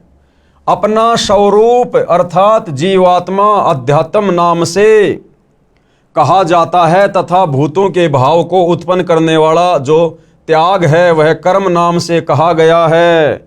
अब भाइयों और बहनों, इन सभी श्लोकों का अच्छे से स्पष्टीकरण सतगुरु रामपाल जी करके हमें समझाएंगे। गीता अध्याय 8 श्लोक 5 की फोटोकॉपी, ये श्लोक आप भाई बहनों की आंखों के सामने है, आप अपने सामने रखी गीता से मिला सकते हैं। ये इसका हिंदी अनुवाद है। जो पुरुष यानी जो भगवान, पुरुष यानी भगवान कौन कह रहा है? गीता ज्ञान देने वाला ब्रह्म कह रहा है कि जो पुरुष यानी भगवान अंत काल में भी मुझको ही सुमरण करता हुआ शरीर को त्याग कर जाता है, वह मेरे साक्षात स्वरूप को प्राप्त होता है, इसमें कुछ भी संशय नहीं है। यानी ये गीता ज्ञान देने वाला ब्रह्म कह रहा है कि जो व्यक्ति, जो साधक, जो भगत शरीर छोड़ते समय अंत समय तक मुझे ध्यान में रखता है, मेरे ओम नाम की जाप करता है, मेरी साधना करता है, वो अंत काल में मुझे ही प्राप्त होता है। लेकिन इसकी प्राप्ति मात्र से हमारा कंप्लीट मोक्ष नहीं है। उसके लिए इसने अपने से अन्य दूसरे भगवान की शरण में जाने को कहा है, परम अक्षर ब्रह्म की शरण में जाने को। गीता अध्याय 8 श्लोक 6 की फोटोकॉपी, ये संस्कृत में श्लोक लिखा हुआ है, आप जी पढ़ सकते हैं। यहां पर हिंदी अनुवाद है। कौन्ते, कौन्ते यानी हे कुंती पुत्र अर्जुन, यह मनुष्य अंतकाल में जिस जिस भी भाव को सुमरण करता हुआ शरीर का त्याग करता है, उसको ही प्राप्त होता है, क्योंकि वह सदा उसी भाव में रहा है। क्या भाव है इसका? कि ये मनुष्य स्त्री हो या पुरुष हो, अंत काल में जिसको भी सुमरण करता हुआ शरीर छोड़ता है, उसी के धाम में चला जाता है, उसी के लोक में चला जाता है। सीधी भाषा में गुरुदेव ने बताया कि जहां आशा तहां बासा होई, मन कर्म वचन सुमरियो सोई।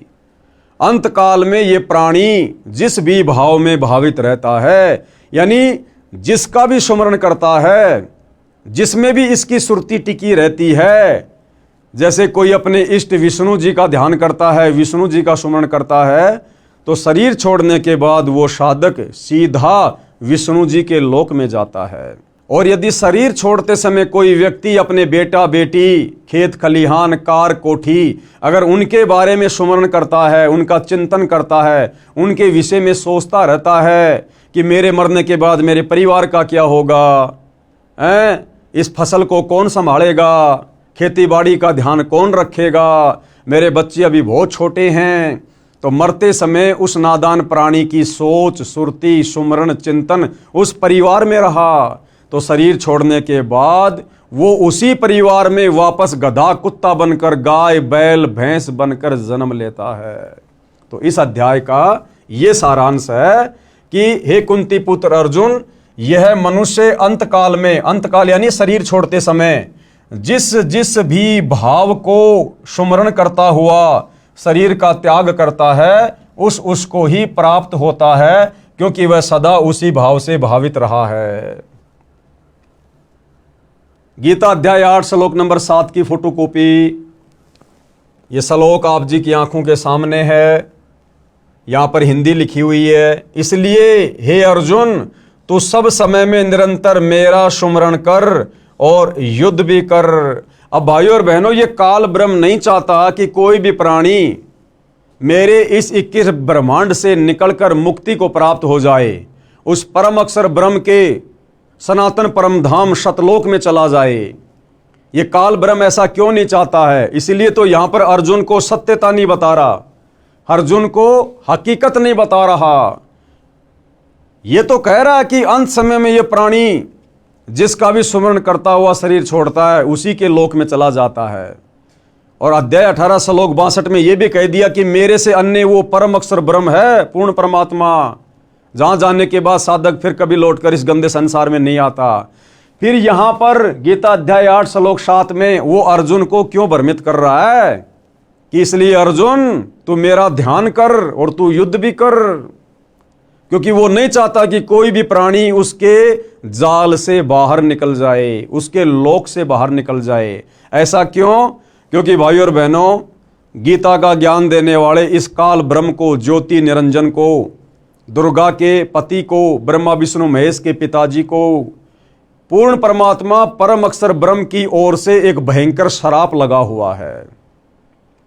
वो श्राप क्यों लगा, कहां लगा, क्या गलती करी थी और क्या वो श्राप था, इसको प्रतिदिन 1 लाख मानव शरीरधारी स्त्री पुरुषों के सूक्ष्म शरीर में जमा वासना को, गंध को खाने का श्राप लगा हुआ है। इसलिए ये यहां पर सभी को भ्रमित रखता है और अपनी ही साधना में लगा के रखना चाहता है, ताकि ये प्राणी इस काल ब्रह्म की साधना करके इसी के 21 ब्रह्मांड में जन्मते रहें और मरते रहें और इसके भोजन की व्यवस्था बनी रहे। तो भाइयों और बहनों, जब हम आगे इसी पुस्तक में या YouTube पर मोबाइल से सतगुरु रामपाल जी के सृष्टि रचना वाले सत्संग सुनेंगे, तब हमें पता चलेगा कि इस काल ब्रह्म ने उस सनातन परम धाम में, ये भी पहले वहीं रहता था परम अक्षर ब्रह्म के पास में, ये भी उसी का बेटा है, उसी की संतान है, उसी की आत्मा है। इसने वहां सतलोक में क्या ऐसी गलती कर दी थी जिस कारण से कबीर परमेश्वर जी ने, परम अक्षर ब्रह्म ने इस काल समेत दुर्गा को और हम सभी आत्माओं को इसके साथ इस गंदे लोक में यानी 21 ब्रह्मांड में सतलोक से 16 शंख कोस की दूरी पर भेज दिया। तो ये सारी जानकारी भाइयों और बहनों हमें सृष्टि रचना को पढ़ने और सुनने से मिलेगी। आगे चलकर इस पुस्तक में भी सृष्टि रचना लिखी हुई है। आप जी YouTube पर संत रामपाल जी के सत्संग के माध्यम से भी सृष्टि रचना को समझ सकते हैं। तो यहां पर यह काल ब्रह्म, गीता का ज्ञान देने वाला भगवान, ये अर्जुन को भ्रमित कर रहा है। इसलिए हे अर्जुन, तू सब समय में निरंतर मेरा स्मरण कर और युद्ध भी कर। इस प्रकार मुझ में अर्पण किए हुए मन बुद्धि युक्त होकर तू निसंदेह मुझको ही प्राप्त होगा। और ये कहां रहता है? इसी अध्याय 8 का जब हम श्लोक नंबर 16 पढ़ेंगे तो ये काल ब्रह्म कह रहा है कि मैं तो ब्रह्मलोक में रहता हूं, ब्रह्मलोक में, और कह रहा है कि मेरे ब्रह्मलोक में आया हुआ प्राणी भी अपना कर्म फल भोगने के बाद वापस नीचे 84 लाख योनियों में जाता है, गधे कुत्ते सूअर के शरीरों में कष्ट उठाता है। इसका ब्रह्मलोक भी विनाश में आता है। ब्रह्मलोक में गए प्राणी भी फिर नरक में जाते हैं। ये स्वयं आगे स्वीकार कर रहा है गीता अध्याय 8 श्लोक नंबर 16 में। अब हम पढ़ेंगे गीता जी अध्याय 8 श्लोक 8 की ये फोटोकॉपी है। ये है गीता अध्याय 8 श्लोक 8 की फोटोकॉपी। भाई और बहनों, यहाँ पर PDF में थोड़ा साफ दिखाई नहीं दे रहा होगा, मैं आपको मोबाइल से सुना देता हूँ। इसमें काल ब्रह्म के द्वारा गीता का ज्ञान देते समय अर्जुन को कहा गया है कि जो व्यक्ति अभ्यास के द्वारा अपने मन को एकाग्र करके लगातार परम पुरुष ईश्वर का ध्यान करता है, वह निश्चय ही मुझे ईश्वर को प्राप्त कर लेता है। यहाँ भाई और बहनों, ये थोड़ी सी अटकलबाजी कर गया। यहाँ पर ये काल जीव को भ्रमित करने की दृष्टि से अटकलबाजी कर रहा है और क्या कह रहा है कि जो व्यक्ति अभ्यास के द्वारा अपने मन को एकाग्र करके यानी सत भक्ति करके अपने मन को एकाग्र करके लगातार परम पुरुष का ध्यान करता है। परम पुरुष कौन? परम अक्षर ब्रह्म, सनातन परम धाम का मालिक कबीर देव, जो व्यक्ति अपने मन को एकाग्र करके लगातार परम पुरुष का ध्यान करता है वह निश्चय ही मुझे प्राप्त कर लेता है। अरे भैया, परम अक्षर ब्रह्म का ध्यान करने वाला तुझे कैसे प्राप्त होगा? क्योंकि इसने पहले स्पष्ट कर दिया कि शरीर छोड़ते समय अंत काल में जो व्यक्ति जिसका भी स्मरण करता है उसी के लोक में जाएगा।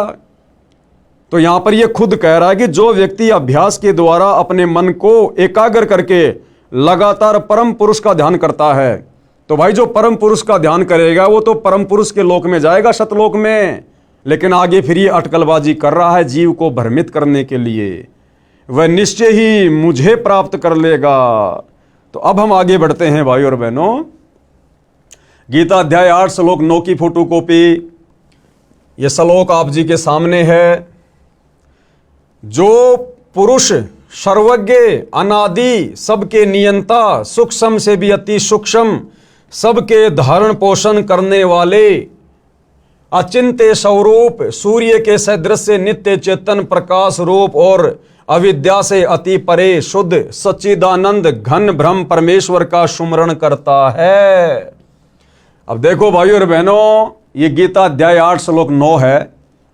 बहुत सारे भाई बहन उस समय सवाल करते हैं जब सतगुरु रामपाल जी वेदों में कबीर नाम लिखा हुआ बताते हैं कि देखो जी वेदों में उस परमेश्वर का नाम भी लिखा हुआ है, कबीर देव, कबीर अग्नि।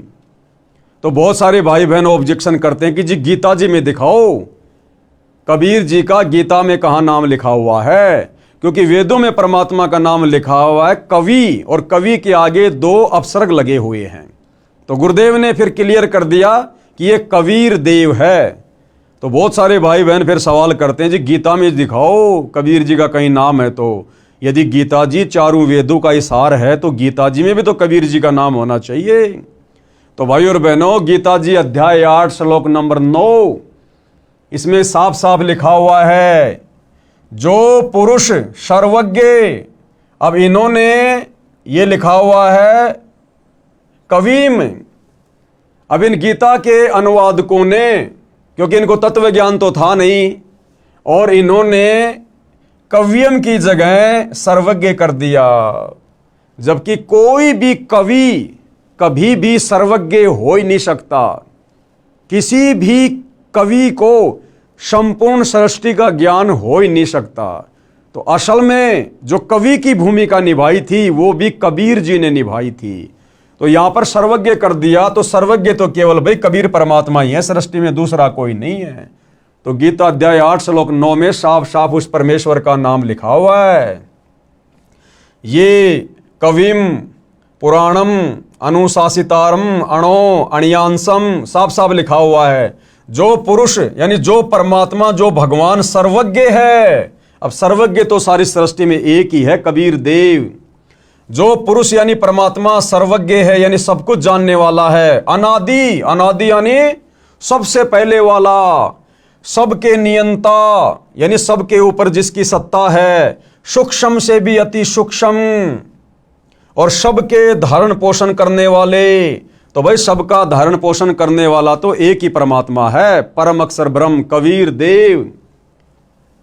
अचिंत्य स्वरूपम, सूर्य के सदृश से नित्य चेतन प्रकाश रूप और अविद्या से अति परे, अविद्या यानी अज्ञान से दूर, सच्चिदानंद घन ब्रह्म परमेश्वर का सुमरण करता है। यानी अंत समय में शरीर छोड़ते समय जो व्यक्ति परम अक्षर ब्रह्म सच्चिदानंद घन ब्रह्म यानी कबीर देव का सुमरण करता है, सच्चे सतगुरु से, तत्वदर्शी संत से उपदेश लेकर। फिर गीता अध्याय 8 श्लोक 10 की फोटोकॉपी, यह श्लोक आप जियों के सामने है। इसमें क्या लिखा गया है? वह भक्ति युक्त पुरुष अंत काल में भी योग बल से, योग बल यानी भक्ति की शक्ति से, यानी जो सत भक्ति आप और हमें पूज्य गुरुदेव भगवान ने दी है, योग यानी भक्ति, बल यानी भक्ति की शक्ति से, वह भक्ति युक्त पुरुष यानी साधक भगत अंत काल में यानी शरीर छोड़ते समय योग बल से यानी भक्ति की शक्ति से भ्रकुटी के मध्य में प्राणों को अच्छी प्रकार निश्चल मन से सुमरण करता हुआ उस दिव्य रूप परम पुरुष परमात्मा को ही प्राप्त होता है। तो गीता ज्ञान देने वाले काल ब्रह्म ने बिल्कुल क्लियर कर दिया है कि भक्ति की शक्ति से अंत समय में ये प्राणी जिसका भी ध्यान करेगा, जैसे परम अक्षर ब्रह्म का ध्यान करेगा, सच्चे गुरु से नाम लेकर, तत्वदर्शी संत से उपदेश लेकर, तो अंत काल में शरीर छोड़ते समय ये प्राणी उसी को प्राप्त होगा। किसको? परम पुरुष परमात्मा को ही प्राप्त होता है। तो यहां इस काल ब्रह्म ने बिल्कुल क्लियर करना पड़ा। जिस सच्चाई को बार बार ये छुपा रहा था, अपने को ही परम पुरुष साबित करने में लगा हुआ था अर्जुन के सामने, तो परमेश्वर ने इसकी बुद्धि फेरी काल ब्रह्म की, और हकीकत इसी के मुंह से गीता जी के बहुत सारे अध्याय और श्लोकों में निकलवा दी। अब आगे भाई और बहनों, गीता अध्याय 8 श्लोक 20 की फोटोकॉपी, ये इसका श्लोक है, आप जी देख सकते हैं, पढ़ सकते हैं। ये सामने संस्कृत लिखी हुई है, सामने उसका हिंदी में अनुवाद है। परंतु उस अव्यक्त से भी अति परे दूसरा अर्थात विलक्षण जो सनातन अव्यक्त है, भाव है, वह परम दिव्य पुरुष सब भूतों के नष्ट होने पर भी नष्ट नहीं होता। अब यहां पर भाई और बहनों अक्षर पुरुष का भी हल्का सा जिक्र आ गया। परंतु उस अव्यक्त से भी अति परे, अव्यक्त कौन? ये अक्षर पुरुष, सात संग ब्रह्मांड का स्वामी, गीता ज्ञान देने वाले भगवान से अन्य एक अव्यक्त और बताया गया है, अक्षर पुरुष। कहते हैं उससे भी परे। अब अक्षर पुरुष से ऊपर फिर कौन? शतलोक में कबीर परमात्मा, परम अक्षर ब्रह्म। परंतु उस अव्यक्त से भी अति परे दूसरा अर्थात विलक्षण जो सनातन अव्यक्त भाव है, वह परम दिव्य पुरुष सब भूतों के नष्ट होने पर भी नष्ट नहीं होता। यानी वो कबीर परमात्मा, परम अक्षर ब्रह्म, शतलोक का राजा, सभी प्राणियों के नष्ट होने पर भी वो नष्ट नहीं होता। यानी वो अकाल मूर्त है, वो अविनाशी है। आगे गीता अध्याय 8 श्लोक 21 की फोटोकॉपी। अब यहां पर भाई और बहनों गुरुदेव ने क्लियर क्या करना चाहा है कि ये खुद गीता का ज्ञान देने वाला काल ब्रह्म अपने से अन्य किसी और परम अक्षर ब्रह्म की ओर संकेत कर रहा है कि वो सबके नष्ट होने पर भी नष्ट नहीं होता। यानी ये गीता ज्ञानदाता भी नष्ट होता है, इसके भी जन्म और मृत्यु है, उस अक्षर पुरुष की भी जन्म और मृत्यु है। लेकिन अक्षर पुरुष यानी उस दूसरे नंबर के अव्यक्त से भी ऊपर जो परम अक्षर पुरुष है, कबीर देव है, जो शतलोक में रहता है, सत्य पुरुष है, वो सब भूतों के यानी सब प्राणियों के नष्ट होने पर भी नष्ट नहीं होता। तो गीता ज्ञानदाता काल ब्रह्म कह रहा है कि भैया मेरी भी जन्म और मृत्यु होती है, मैं भी अविनाशी नहीं हूं। वो अविनाशी तो परम अक्षर ब्रह्म है जो सब भूतों यानी प्राणियों के नष्ट होने पर भी नष्ट नहीं होता है। तो हिंदू समाज के भाई और बहनों को थोड़ा विचार करना चाहिए। जिस गीता ज्ञान देने वाले भगवान को हमने उत्तम भगवान मान लिया था, हमारे धर्म गुरुओं की नादानी के कारण, शास्त्रों का ज्ञान ना होने के कारण, वो गीता का ज्ञान देने वाला भगवान काल ब्रह्म वो तो कह रहा है कि मेरे से अन्य है वो परम अक्षर ब्रह्म जो कभी भी नष्ट नहीं होता, वो अविनाशी है और उसी की भक्ति से पूर्ण मोक्ष होगा। आगे गीता अध्याय 8 श्लोक 21 की फोटोकॉपी, श्लोक संस्कृत में आप जियों के सामने है। अव्यक्त अक्षर इस नाम से कहा गया है, उसी अक्षर नामक अव्यक्त भाव को परम गति कहते हैं। यानी जो व्यक्ति उस परम पुरुष की भक्ति करके, अक्षर पुरुष ब्रह्म की भक्ति करके, साधना करके, तत्वदर्शी संत से साधना लेकर जो उस कबीर देव परम अक्षर ब्रह्म की भक्ति करता है और जो उसके लोक में चला जाता है, कहते हैं उसी को परम गति कहते हैं। यानी उस सनातन परम धाम में जाने के बाद ये प्राणी वापस लौटकर संसार में नहीं आता। वहां जाने के बाद कभी भी जीव की मृत्यु नहीं होती है, कभी बुढ़ापा नहीं आता है, वहां सर्व सुख हैं। जिस सनातन अव्यक्त भाव को प्राप्त होकर मनुष्य वापस नहीं आते, कहां? इस काल ब्रह्म के 21 ब्रह्मांड में, इस मृत्यु लोक में, 84 लाख योनियों में, वह मेरा परम धाम है। गीता का ज्ञान देने वाला काल ब्रह्म, ब्रह्मा विष्णु महेश का पिता, दुर्गा का पति, गीता का ज्ञान देते समय अब क्या कह रहा है कि मेरा भी वही परम धाम है, यानी अर्जुन मैं भी उसी परम धाम से आया हुआ हूं, मैं भी उसी सतलोक से यहां नीचे आया हुआ हूं। अब ये सारी जानकारी जब आप सृष्टि रचना पढ़ेंगे तब पता चलेगा कि परम अक्षर ब्रह्म ने, सत्य पुरुष ने, कबीर देव ने इस काल ब्रह्म को क्यों श्राप दिया, क्यों इसको दुर्गा और हम सभी प्राणियों समेत नीचे 21 ब्रह्मांड में भेज दिया। और यहां गीता अध्याय 8 श्लोक 21 में ये गीता ज्ञान देने वाला भगवान खुद स्वीकार कर रहा है कि वह मेरा परम धाम है, कि अर्जुन मैं भी वहीं का निवासी था, मैं भी पहले वही रहा करता था, उसी परम अक्षर ब्रह्म के धाम में, सतलोक में। तो क्लियर कर दिया है भाइयों और बहनों कि गीता ज्ञानदाता सर्वश्रेष्ठ परमात्मा नहीं है, इससे ऊपर सर्वश्रेष्ठ परमात्मा परम अक्षर ब्रह्म है, सत्य पुरुष है, कबीर देव है, जिसकी साधना तत्वदर्शी संत से लेकर करने से ही हमारी आत्मा का कल्याण होगा। आगे गीता अध्याय 8 श्लोक 22 की फोटोकॉपी, ये संस्कृत में श्लोक लिखा हुआ है, इधर संस्कृत है, सामने बिल्कुल हिंदी है। हे पार्थ यानी हे अर्जुन, जिस परमात्मा के अंतर्गत सर्वभूत हैं, सर्वभूत यानी सभी प्राणी। अब बताओ, ये गीता का ज्ञान देने वाला ब्रह्म अपने से अन्य किसी और परमात्मा का जिक्र कर रहा है यहां पर, तो फिर गीता का ज्ञान देने वाला ब्रह्म सर्वश्रेष्ठ परमात्मा कहां हुआ? ये तो कह रहा कि हे पार्थ, हे अर्जुन, जिस परमात्मा के अंतर्गत यानी जिस परम अक्षर ब्रह्म के अंडर में सर्वभूत हैं यानी सभी प्राणी हैं, और जिस सच्चिदानंद घन ब्रह्म परमात्मा से यह समस्त जगत परिपूर्ण है, और जिसने इस समस्त सृष्टि की रचना की है, वह सनातन अव्यक्त परम पुरुष तो अनन्य भक्ति से ही प्राप्त होने योग्य है।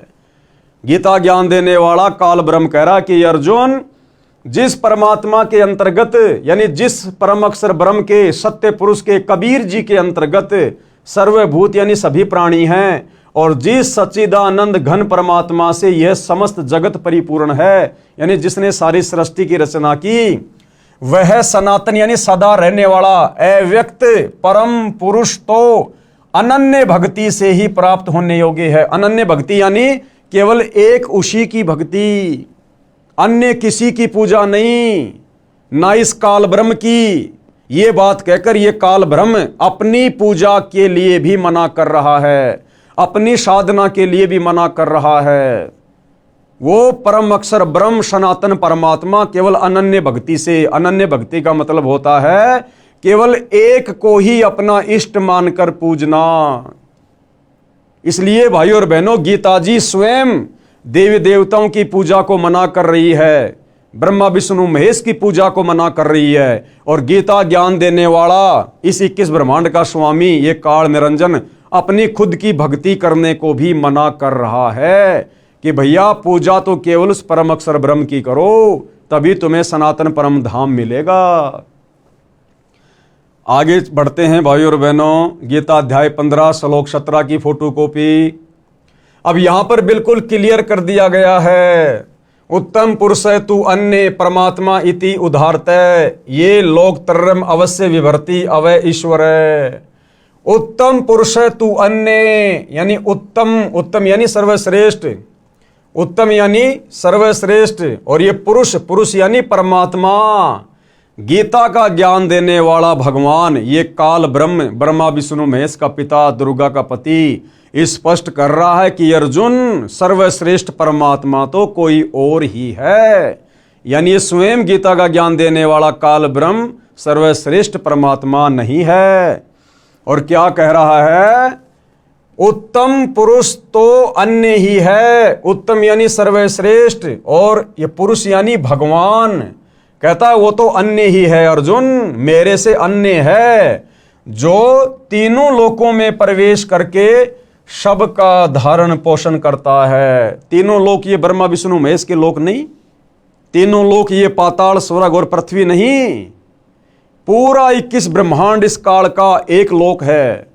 दूसरा लोक कहा जाता है अक्षर पुरुष के 7 संग ब्रह्मांडों को, और तीसरा लोक कहा जाता है ऊपर के चारों अविनाशी लोकों को। यानी 21 ब्रह्मांड एक लोक हो गया, अक्षर पुरुष के ब्रह्मांड ये दूसरा लोक हो गया, और ऊपर के चारों अविनाशी लोक, शतलोक, अगमलोक, अलखलोक, अनामिलोक, इन चारों को मिलाकर एक लोक की संज्ञा दी गई है कि जो परमात्मा, जो उत्तम पुरुष तीनों लोकों में प्रवेश करके सबका धारण पोषण करता है। उत्तम पुरुष तो अन्य ही है जो तीनों लोकों में प्रवेश करके इन तीनों लोकों के अंतर्गत सारी सृष्टि आ जाती है, जो तीनों लोकों में प्रवेश करके सबका धारण पोषण करता है। अविनाशी परमेश्वर और परमात्मा इस प्रकार कहा गया है। ये गीता ज्ञान देने वाला कह रहा कि अर्जुन, इसलिए मैं उसको परमेश्वर कहता हूं, अविनाशी कहता हूं। क्यों? क्योंकि वो तीनों लोकों में प्रवेश करके यानी सारी सृष्टि का धारण पोषण करता है, इसलिए वो मेरे से अन्य उत्तम परमात्मा है, उत्तम परमेश्वर है। और उसी की भक्ति करने से जीव आत्मा का सदा सदा के लिए जन्म और मरण से छुटकारा होता है, अन्य कोई चारा नहीं है।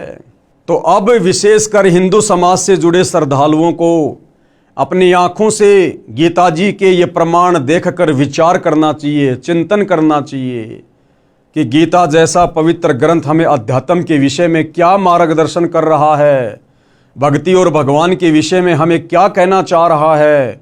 और हमारे नादान धर्म गुरुओं ने तत्व ज्ञान के अभाव में हमें गीता और वेदों का क्या उल्टा पाठ पढ़ा दिया है, हमें भगवान और भक्ति की परिभाषा से कोसों दूर कर दिया है। तो आगे बढ़ते हैं भाइयों और बहनों। गीता अध्याय 2 श्लोक 17 की फोटोकॉपी, यानी फिर से गीता का ज्ञान देने वाला ये काल ब्रह्म, ब्रह्मा विष्णु महेश का पिता, दुर्गा का पति, अपने से अन्य उस परम अक्षर ब्रह्म की जानकारी दे रहा है, अपने से अन्य उस सर्वश्रेष्ठ परमात्मा के विषय में बता रहा है। और क्या कह रहा है? गीता अध्याय 2 श्लोक नंबर 17 आप जी की आंखों के सामने है। नाश रहित तो तू उसको जान जिससे यह संपूर्ण जगत व्याप्त है। यह आपकी आंखों के सामने संस्कृत है। अविनाशी, अविनाशी यानी नाश रहित, जिसका कभी विनाश नहीं होता। अविनाशी तू तत्विधि येन इदम सर्वम, यानी हे अर्जुन, नाश रहित यानी कभी जिसका नाश ना हो, नाश रहित तो तू उसको जान जिससे यह संपूर्ण जगत व्याप्त है। यानी हे अर्जुन, तू अविनाशी यानी नाश रहित भगवान यानी परमात्मा उसको जान जिसने सारे संसार की रचना की है। अगर सारे संसार की रचना करने वाला भगवान ये गीता का ज्ञान देने वाला ब्रह्म होता तो अर्जुन को अपने से अन्य किसी और की तरफ संकेत ना करता। क्लियर है भाइयों और बहनों कि नाश रहित तो तू उसको जान जिससे यह संपूर्ण जगत व्याप्त है यानी विद्यमान है। इस अविनाशी का विनाश करने में कोई भी समर्थ नहीं है। क्लियर कर दिया गीता के ज्ञान देने वाले ने, जिसको हिंदू समाज अपना भगवान मानता है। वो कह रहा कि अर्जुन, उसका नाश करने में कोई भी समर्थ नहीं है। यानी एकमात्र सृष्टि में वही अविनाशी परमात्मा है, परम अक्षर ब्रह्म, सत्य पुरुष। गीता ज्ञान बोलने वाले ने अपनी स्थिति गीता अध्याय 2 श्लोक 12, गीता अध्याय 4 श्लोक 5, गीता अध्याय 10 श्लोक 2 में इस प्रकार बताई है। अब ये गीता ज्ञान देने वाला कौन? काल ब्रह्म, जो श्री कृष्ण जी के शरीर में प्रेत की तरह प्रवेश करके गीता का ज्ञान दे रहा है। अब भाइयों और बहनों, इन श्लोकों में कौन कौन से श्लोकों में?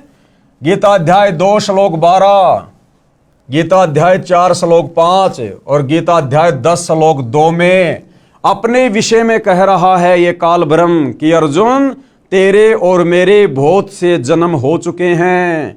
तू भी जन्मता है और मरता है, मैं भी जन्मता हूं और मरता हूं। यानी ये गीता का ज्ञान देने वाला भगवान अविनाशी नहीं है। अविनाशी कौन है? उसके विषय में तो इसने ऊपर के श्लोक में बता दिया कि अविनाशी तो उसको जान जिसको मारने में कोई भी समर्थ नहीं है। और अब ये गीता का ज्ञान देने वाला काल ब्रह्म गीता अध्याय 2 श्लोक 12, गीता अध्याय 4 श्लोक 5 और गीता अध्याय 10 श्लोक 2 में अपनी स्थिति बता रहा है जन्म और मरण के विषय में। कह रहा कि मैं अविनाशी नहीं हूं, मेरे तो जन्म और मृत्यु होती है। अब बताओ भाई और बहनों, जिसकी खुद की जन्म और मृत्यु हो, फिर वो कैसे परमात्मा हो सकता है? ध्यान से पढ़िएगा। पेश है गीता अध्याय 2 श्लोक 12, गीता अध्याय 4 श्लोक 5 और गीता अध्याय 10 श्लोक 2 की फोटो कॉपी। देखो भाई और बहनों, आज तक के भक्ति इतिहास में हमारे किसी भी धर्म गुरु ने, किसी भी आचार्य और शंकराचार्य ने, किसी भी कथावाचक ने या किसी भी धर्म के किसी भी गुरु ने हमें इन धर्मशास्त्रों को इस प्रकार से अध्याय बताकर, श्लोक बताकर, उंगली रख रख कर हमें इस प्रकार से नहीं समझाए, क्योंकि इन लोगों के पास में तत्व ज्ञान का अभाव था। इन चारों वेदों में, गीता जी में, कुरान, तौरेत, जबूर, इंजिल, बाइबल, इनमें कंप्लीट अध्यात्म का ज्ञान नहीं है। तो जब हमारे धर्म गुरुओं को ही कंप्लीट अध्यात्म का ज्ञान नहीं था, तो भला वे हमें क्या बताते, क्या समझाते? और जैसा उन्होंने अपनी बुद्धि स्तर से इन धर्मशास्त्रों को समझा आधा अधूरा, वही आधा अधूरा ज्ञान इन्होंने समाज में पेश कर दिया। और हम नादानों ने उनको संस्कृत के ज्ञाता मानकर, अध्यात्म के मार्गदर्शक मानकर, उनके द्वारा बताए गए आधे अधूरे ज्ञान को हमने सर्वश्रेष्ठ ज्ञान मानकर स्वीकार कर लिया, जिस कारण से हमारी मुक्ति नहीं हो पा रही। हमारे पूर्वज शरीर छोड़ने के बाद शास्त्र विरुद्ध साधना करने के चलते प्रेत योनि में चले गए। आज उनके श्राद्ध निकलवाए जा रहे हैं। श्राद्ध निकलवाने का मतलब है हमारे जो पूर्वज हैं वो भूत बने हुए हैं, भूत। तो भाई और बहनों, अब हमें वो सर्वश्रेष्ठ भक्ति सतगुरु रामपाल जी के सानिध्य में प्राप्त हुई है, जिस सत भक्ति को करके ना हमने भूत बनना, ना प्रेत बनना, ना हमने भ्रमना भटकना, ना हमने नरक में जाना, ना हमारा कभी जन्म होगा, ना कभी फिर हमारी मृत्यु होगी। और हम सदा सदा के लिए परम अक्षर ब्रह्म सत्य पुरुष कबीर देव जी के लोक में, सत्य लोक में चले जाएंगे, जहां पर हमें सर्व सुख प्राप्त होंगे। तो अब यहां गीता अध्याय 2 श्लोक 12, गीता अध्याय 4 श्लोक 5 और गीता अध्याय 10 श्लोक 2 में ये गीता ज्ञान देने वाला भगवान स्वयं की स्थिति के बारे में बता रहा है कि भैया मेरी भी जन्म और मृत्यु होती है अर्जुन। ध्यान से देखिए भाई और बहनों, गीता अध्याय 2 श्लोक 12 की फोटो कॉपी आप भाई बहनों की आंखों के सामने है। गीता अध्याय 2 श्लोक 12, ये संस्कृत में श्लोक लिखा हुआ है, आप जी अपने घर पर रखी गीता जी से मिलान कर सकते हैं। न तू एवं एवं अहम जातु न आशम त्वम न आसी। क्या लिखा हुआ है? न तो ऐसा है कि मैं किसी काल में नहीं था। अब इसका क्या मतलब है भाई और बहनों? ये गीता ज्ञान देने वाला काल ब्रह्म, दुर्गा का पति, ब्रह्मा विष्णु महेश का पिता, ज्योति निरंजन क्या कह रहा है अर्जुन को? न तो ऐसा है कि अर्जुन ऐसा भी नहीं है कि मैं किसी काल में नहीं था, यानी मैं हर समय रहता हूं, यानी मेरा जन्म होता रहता है। न तो ऐसा ही है कि मैं किसी काल में नहीं था, अथवा तू नहीं था, अथवा ये राजा लोग नहीं थे, क्योंकि महाभारत के युद्ध में बहुत सारे राजा लोग खड़े हुए थे। उनके विषय में कहा जा रहा है कि अर्जुन न तो ऐसा है कि किसी भी काल में मैं नहीं था या तू नहीं था या फिर ये राजा लोग नहीं थे, और न ही ऐसा ही है कि इससे आगे हम सब नहीं रहेंगे, यानी आगे भी हमारे जन्म होते रहेंगे, हम मरते रहेंगे और हमारे जन्म होते रहेंगे। आगे चलिए गीता अध्याय 4 श्लोक 5 की फोटोकॉपी। ये गीता अध्याय 4 श्लोक 5 की फोटोकॉपी है भाई और बहनों। पीडीएफ में थोड़ा क्लियर नहीं आ रहा है, इसलिए दास ने साइड में उसकी फोटोकॉपी लगा दी है। आप जी गीता अध्याय 4 श्लोक 5 को देख सकते हैं। इसमें गीता ज्ञान देने वाले काल ब्रह्म ने बिल्कुल क्लियर कर दिया अपने जन्म के विषय में। और क्या कह रहा है? हे परंतप अर्जुन, मेरे और तेरे बहुत से जन्म हो चुके हैं, तू उनको नहीं जानता किंतु मैं जानता हूं। क्लियर कर दिया है गीता ज्ञान देने वाले ने कि मेरा जन्म और मृत्यु होती है, कि हे परंतप अर्जुन, तेरे और मेरे बहुत से जन्म हो चुके हैं, किंतु उन सबको तू नहीं जानता, मैं जानता हूं। यानी गीता ज्ञान देने वाले भगवान इस काल ब्रह्म की भी मृत्यु होती है और इसके जन्म होते हैं। और भाइयों और बहनों, जो जन्म और मृत्यु में है वो कभी भी हमारा जन्म और मृत्यु का रोग समाप्त नहीं कर सकता। जो जन्म और मृत्यु में है वो परमात्मा नहीं हो सकता, परमेश्वर नहीं हो सकता। इसीलिए गीता ज्ञानदाता काल ब्रह्म ने उस परम अक्षर ब्रह्म को अविनाशी की संज्ञा दी गई है कि नाश रहित तो उसको जान, जिसको मारने में कोई भी सक्षम नहीं है। तो गीता अध्याय 4 श्लोक 5 की फोटो कॉपी ने बिल्कुल क्लियर कर दिया है। अब लास्ट में आपको दिखाते हैं भाइयों और बहनों, गीता अध्याय 10 श्लोक 2 संस्कृत आपके सामने है और क्या लिखा हुआ है, मेरी उत्पत्ति को, कौन कह रहा है, ये काल ब्रह्म गीता का ज्ञान देने वाला, कि मेरी उत्पत्ति को, उत्पत्ति यानी जन्म लेने की प्रक्रिया को, तो जिसकी उत्पत्ति होती है भाइयों और बहनों उसका विनाश भी होता है, यहां का नियम है। तो काल ब्रह्म खुद कह रहा है कि मेरी उत्पत्ति को यानी जन्म लेने की प्रक्रिया को, अर्थात लीला से प्रकट होने को न देवता लोग जानते हैं और न ही महर्षि जन ही जानते हैं, क्योंकि ये काल ब्रह्म इन सबको अपने कंट्रोल में रखता है। ये किस ब्रह्मांड का स्वामी है, ये दुर्गा का पति है, ये गुप्त रहता है, किसी के सामने अपने ओरिजिनल रूप में नहीं आता, क्योंकि इसका विकराल चेहरा है, देखते ही आदमी का कलेजा फट जाए, क्योंकि इसको श्राप लगा हुआ है परम अक्षर ब्रह्म से, कबीर देव से। इसलिए ये गुप्त रहता है 21वें ब्रह्मांड में और सारा का सारा कार्य अपनी पत्नी दुर्गा और अपने तीनों पुत्रों ब्रह्मा विष्णु महेश के माध्यम से करवाता है। तो ये कह रहा है कि मेरी लीला से प्रकट होने की, अर्थात मेरे जन्म लेने की प्रक्रिया को न तो देवता लोग जानते हैं और न ही महर्षि जन जानते हैं। अब भाइयों और बहनों, ब्रह्मा विष्णु महेश से भी इसने सच्चाई को छुपा रखा है कि यदि मेरे विषय में इस सच्चाई का मेरे तीनों पुत्रों को पता चल गया तो ये मेरे लिए कार्य नहीं करेंगे। ब्रह्मा जीवों की उत्पत्ति नहीं करेगा, विष्णु उनका पालन पोषण नहीं करेगा, और फिर अंत में शंकर जी तमोगुण के प्रभाव से उनको मार मार के मेरे पास भोजन के लिए नहीं भेजेगा। इसलिए ये काल गुप्त रहता है और सारा कार्य धोखे में रखकर अपने तीनों पुत्रों को मैनेजर बनाकर करवा रहा है। इसलिए कह रहा है कि मेरी उत्पत्ति को, अर्थात लीला से प्रकट होने को न तो देवता लोग जानते हैं और न ही महर्षि जन ही जानते हैं, क्योंकि मैं सब प्रकार से देवताओं का और महर्षियों का भी आदि कारण हूं। यानी 21 ब्रह्मांड में इस काल के अंतर्गत जितने भी देवी देवता हैं, ब्रह्मा विष्णु महेश है, ये महर्षि जन है, ये सब इस काल के अधीन हैं, इनकी पहुंच काल तक नहीं है। इसीलिए तो भाइयों और बहनों, आज तक ये अध्यात्म ज्ञान बिल्कुल 0/0 था। किसी ने भी परमात्मा के विषय में सटीक जानकारी नहीं दी, जिससे भी पूछा उसी ने बता दिया परमात्मा तो निराकार है, क्योंकि सब काल के नीचे हैं और ये गुप्त रहता है, किसी के सामने नहीं आता। इसलिए अपनी असलियत बताने के लिए दुर्गा को भी मना कर रखा है कि मेरे विषय में यदि किसी को सच्चाई बता दी तो मेरे से बुरा और कोई नहीं होगा। ये आप जिस सृष्टि रचना को पढ़ेंगे तब पता चलेगा। इसलिए इस 21 ब्रह्मांड के सभी प्राणी ब्रह्मा विष्णु महेश से ज्ञान प्राप्त, ये नीचे के ये महर्षि जन, साधु संत महात्मा, ये सब लोग भ्रमित हैं भक्ति और भगवान को लेकर। आगे बढ़ते हैं भाइयों और बहनों, इन श्लोकों में स्पष्ट किया है कि हे अर्जुन, तेरे और मेरे बहुत जन्म हो चुके हैं। कौन कह रहा है? गीता का ज्ञान देने वाला ये काल ब्रह्म।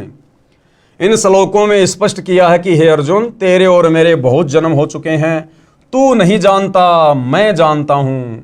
मैं और ये राजा लोग तथा तू पहले भी जन्मे थे, आगे भी जन्मेंगे। अब भैया जिसका जन्म और मरण है वो भगवान कैसे हो सकता है? खुद गीता ज्ञान देने वाला काल ब्रह्म स्वीकार कर रहा है। मेरी उत्पत्ति को न ऋषिजन जानते हैं न देवता जानते हैं। हम रामपाल दास व अनुयायी गीता का आदेश पालन करते हुए उसी परमेश्वर की शरण में जा चुके हैं।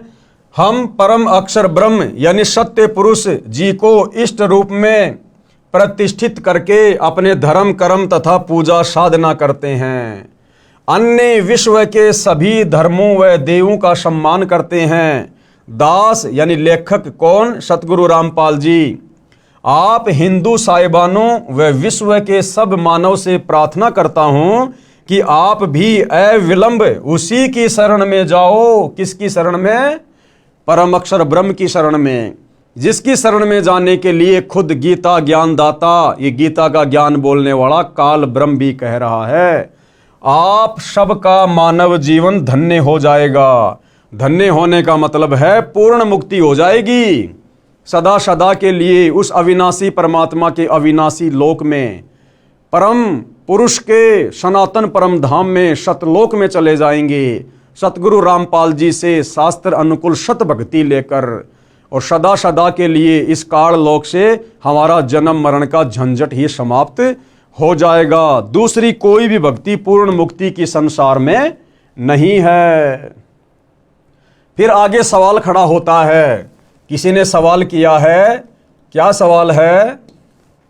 आप लेखक रामपाल दास के धर्म का क्या नाम है?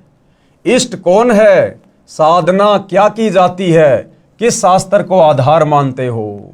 तो पूज्य गुरुदेव भगवान क्या उत्तर दे रहे हैं? पुस्तक के प्रारंभ में मैंने अपना धर्म स्पष्ट कर दिया है। क्या? हमारा धर्म मानव है। यानी ये जितने भी धर्म हैं जो वर्तमान में प्रचलित हैं, हिंदू, मुस्लिम, सिख, ईसाई, जैनी, यहूदी, बौद्ध, सिख, ये तो हमारे धार्मिक धर्म गुरुओं की अज्ञानता का नतीजा है, जो समाज को इन शास्त्रों का निष्कर्ष निकालकर सत भक्ति नहीं दे पाए, जिस कारण से समाज धीरे धीरे सनातनी पूजा से हटकर संप्रदायों में बट गया, देवी देवताओं की पूजा में बट गया। तो ये जो तथाकथित धर्म है, ये तो हमारे नादान धर्म गुरुओं की देन है। अन्यथा हम सभी प्राणियों का एक ही धर्म है, मानव धर्म, क्योंकि हम सब मानव है, इंसान हैं, और जिसके अंदर मानवता है, इंसानियत है, दया है, धर्म है, वही असल में धार्मिक व्यक्ति है। पुस्तक के प्रारंभ में मैंने अपना धर्म स्पष्ट कर दिया। हमारा धर्म मानव है। हम मानव शरीरधारी प्राणी हैं। यह आदि सनातन धर्म पंथ कहा जाता है। हमारा इष्ट यानी इष्ट कौन है? परम अक्षर ब्रह्म, जिसकी शरण में जाने के लिए गीता ज्ञानदाता कह रहा है। परम अक्षर ब्रह्म यानी सत्य पुरुष है। हम सूक्ष्म वेद के आधार से साधना में पूजा करते हैं, क्योंकि चारों वेदों में भक्ति का कंप्लीट ज्ञान नहीं है, इसलिए पांचवा वेद सूक्ष्म वेद, उसकी रचना स्वयं परम अक्षर ब्रह्म धरती पर संत रूप में आकर करवाते हैं। उसमें कंप्लीट अध्यात्म का ज्ञान होता है, और फिर उस पांचवें सूक्ष्म वेद को समझाने के लिए वही परम अक्षर ब्रह्म सत्य पुरुष कबीर देव तत्वदर्शी संत बनकर धरती पर प्रकट होते हैं, जैसे कि वर्तमान में सतगुरु रामपाल जी। परम अक्षर ब्रह्म का नाम कबीर है। चारों वेद व गीता जी का ज्ञान सूक्ष्म वेद से लिया अधूरा ज्ञान है, परंतु जितना इनमें ज्ञान है वह सत्य है, सूक्ष्म वेद से मिलता है। हमारा धाम सत्य लोक है, यानी हम कहाँ के निवासी हैं? सतलोक के, जिसे सनातन परम धाम भी कहा जाता है। सनातन मतलब जो कभी भी विनाश में नहीं आता, और ये परम यानी सर्वश्रेष्ठ, और धाम यानी जगह, स्थान। कृपया पढ़े इसी पुस्तक के पेज नंबर 437 पर उन्हें साधकों की आत्मकथा, जो पहले हिंदू समाज में चल रही शास्त्रों की विपरीत पूजा करते थे, जिसे कोई लाभ नहीं हुआ। जब से शास्त्रोक्त साधना करने लगे, कितना चमत्कारी लाभ हुआ, मोक्ष भी हुआ। अतः विश्व के सब भाइयों तथा बहनों से निवेदन करता हूं कि सब एक हो जाओ, यानी अब वो समय आ गया सत भक्ति करके जन्म मरण से अपना पीछा छुड़वाने का। ये भक्ति युग शुरू हो चुका है। सत्य साधना करके जन्म मृत्यु के कष्ट से सदा के लिए छुटकारा प्राप्त करो। परमेश्वर के उस परम धाम में जाओ, जहां जाने के पश्चात साधक यानी भगत, साधिका यानी फीमेल भगत फिर लौटकर संसार में नहीं आते। आप सभी का शुभ चिंतक लेखक संत रामपाल दास यानी सतगुरु रामपाल जी। तो भाइयों और बहनों, हिंदू धर्म के सर्वश्रेष्ठ ग्रंथ पवित्र गीता जी ने भक्ति और भगवान की स्थिति को दर्शाते हुए उसके विषय में साफ साफ बताते हुए किसी प्रकार की कोई कमी नहीं छोड़ी है। आप और हमें मनुष्य जन्म प्राप्त हैं। हमें परमपिता परमेश्वर ने 84 लाख योनियों से भिन्न शरीर प्रदान किया है। विशेष हमारे को बुद्धि प्रदान की है, सोचने समझने की, सलाह लेने की हमारे को विशिष्ट परमात्मा ने ये तर्क शक्ति दी है। हम इन सभी चीज़ों का इस्तेमाल करते हुए इस अध्यात्म को जानने और पहचानने का धैर्यपूर्वक निष्पक्ष होकर प्रयत्न करें, प्रयास करें। तभी भाइयों और बहनों हम इस पुस्तक में लिखे गूढ़ ज्ञान को, सत्य ज्ञान को समझ पाएंगे और सतगुरु रामपाल जी की शरण प्राप्त करके अपनी आत्मा का कल्याण करवा पाएंगे। तो भाइयों और बहनों, पवित्र पुस्तक हिंदू साहिबान नहीं समझे गीता वेद पुराण, इस पर आज हमारा ये 3रे नंबर का वीडियो था और आज इस पुस्तक की भूमिका समाप्त हो चुकी है। कल हम इस पुस्तक के 2 अध्याय से शुरू करेंगे आगे, जिसमें समझाया जाएगा 2 अध्याय पवित्र हिंदू शास्त्र वर्सेज हिंदू, यानी पवित्र हिंदू धर्म के पवित्र शास्त्रों में, चारों वेदों में और गीता जी में भक्ति और भगवान के विषय में क्या लिखा हुआ है और हिंदू समाज अपने ही धर्म के सदग्रंथों के विरुद्ध साधना कर रहा है या उन शास्त्रों के अनुसार साधना कर रहा है। इन सब बातों की जानकारी हम कल के वीडियो में प्राप्त करेंगे। तब तक के लिए पूज्य गुरुदेव भगवान हम सबको आशीर्वाद दे, हम सबका मार्गदर्शन करे, हमें सद्बुद्धि प्रदान करे, ताकि उनके कर कमल से लिखित इन पवित्र पुस्तकों की सच्चाई हमारी समझ में आ सके और हम अपना आत्म कल्याण करवाने की दिशा में आगे बढ़ें। तो आज के वीडियो में केवल इतना ही। बंदी छोड़ सतगुरु रामपाल जी भगवान की जय हो।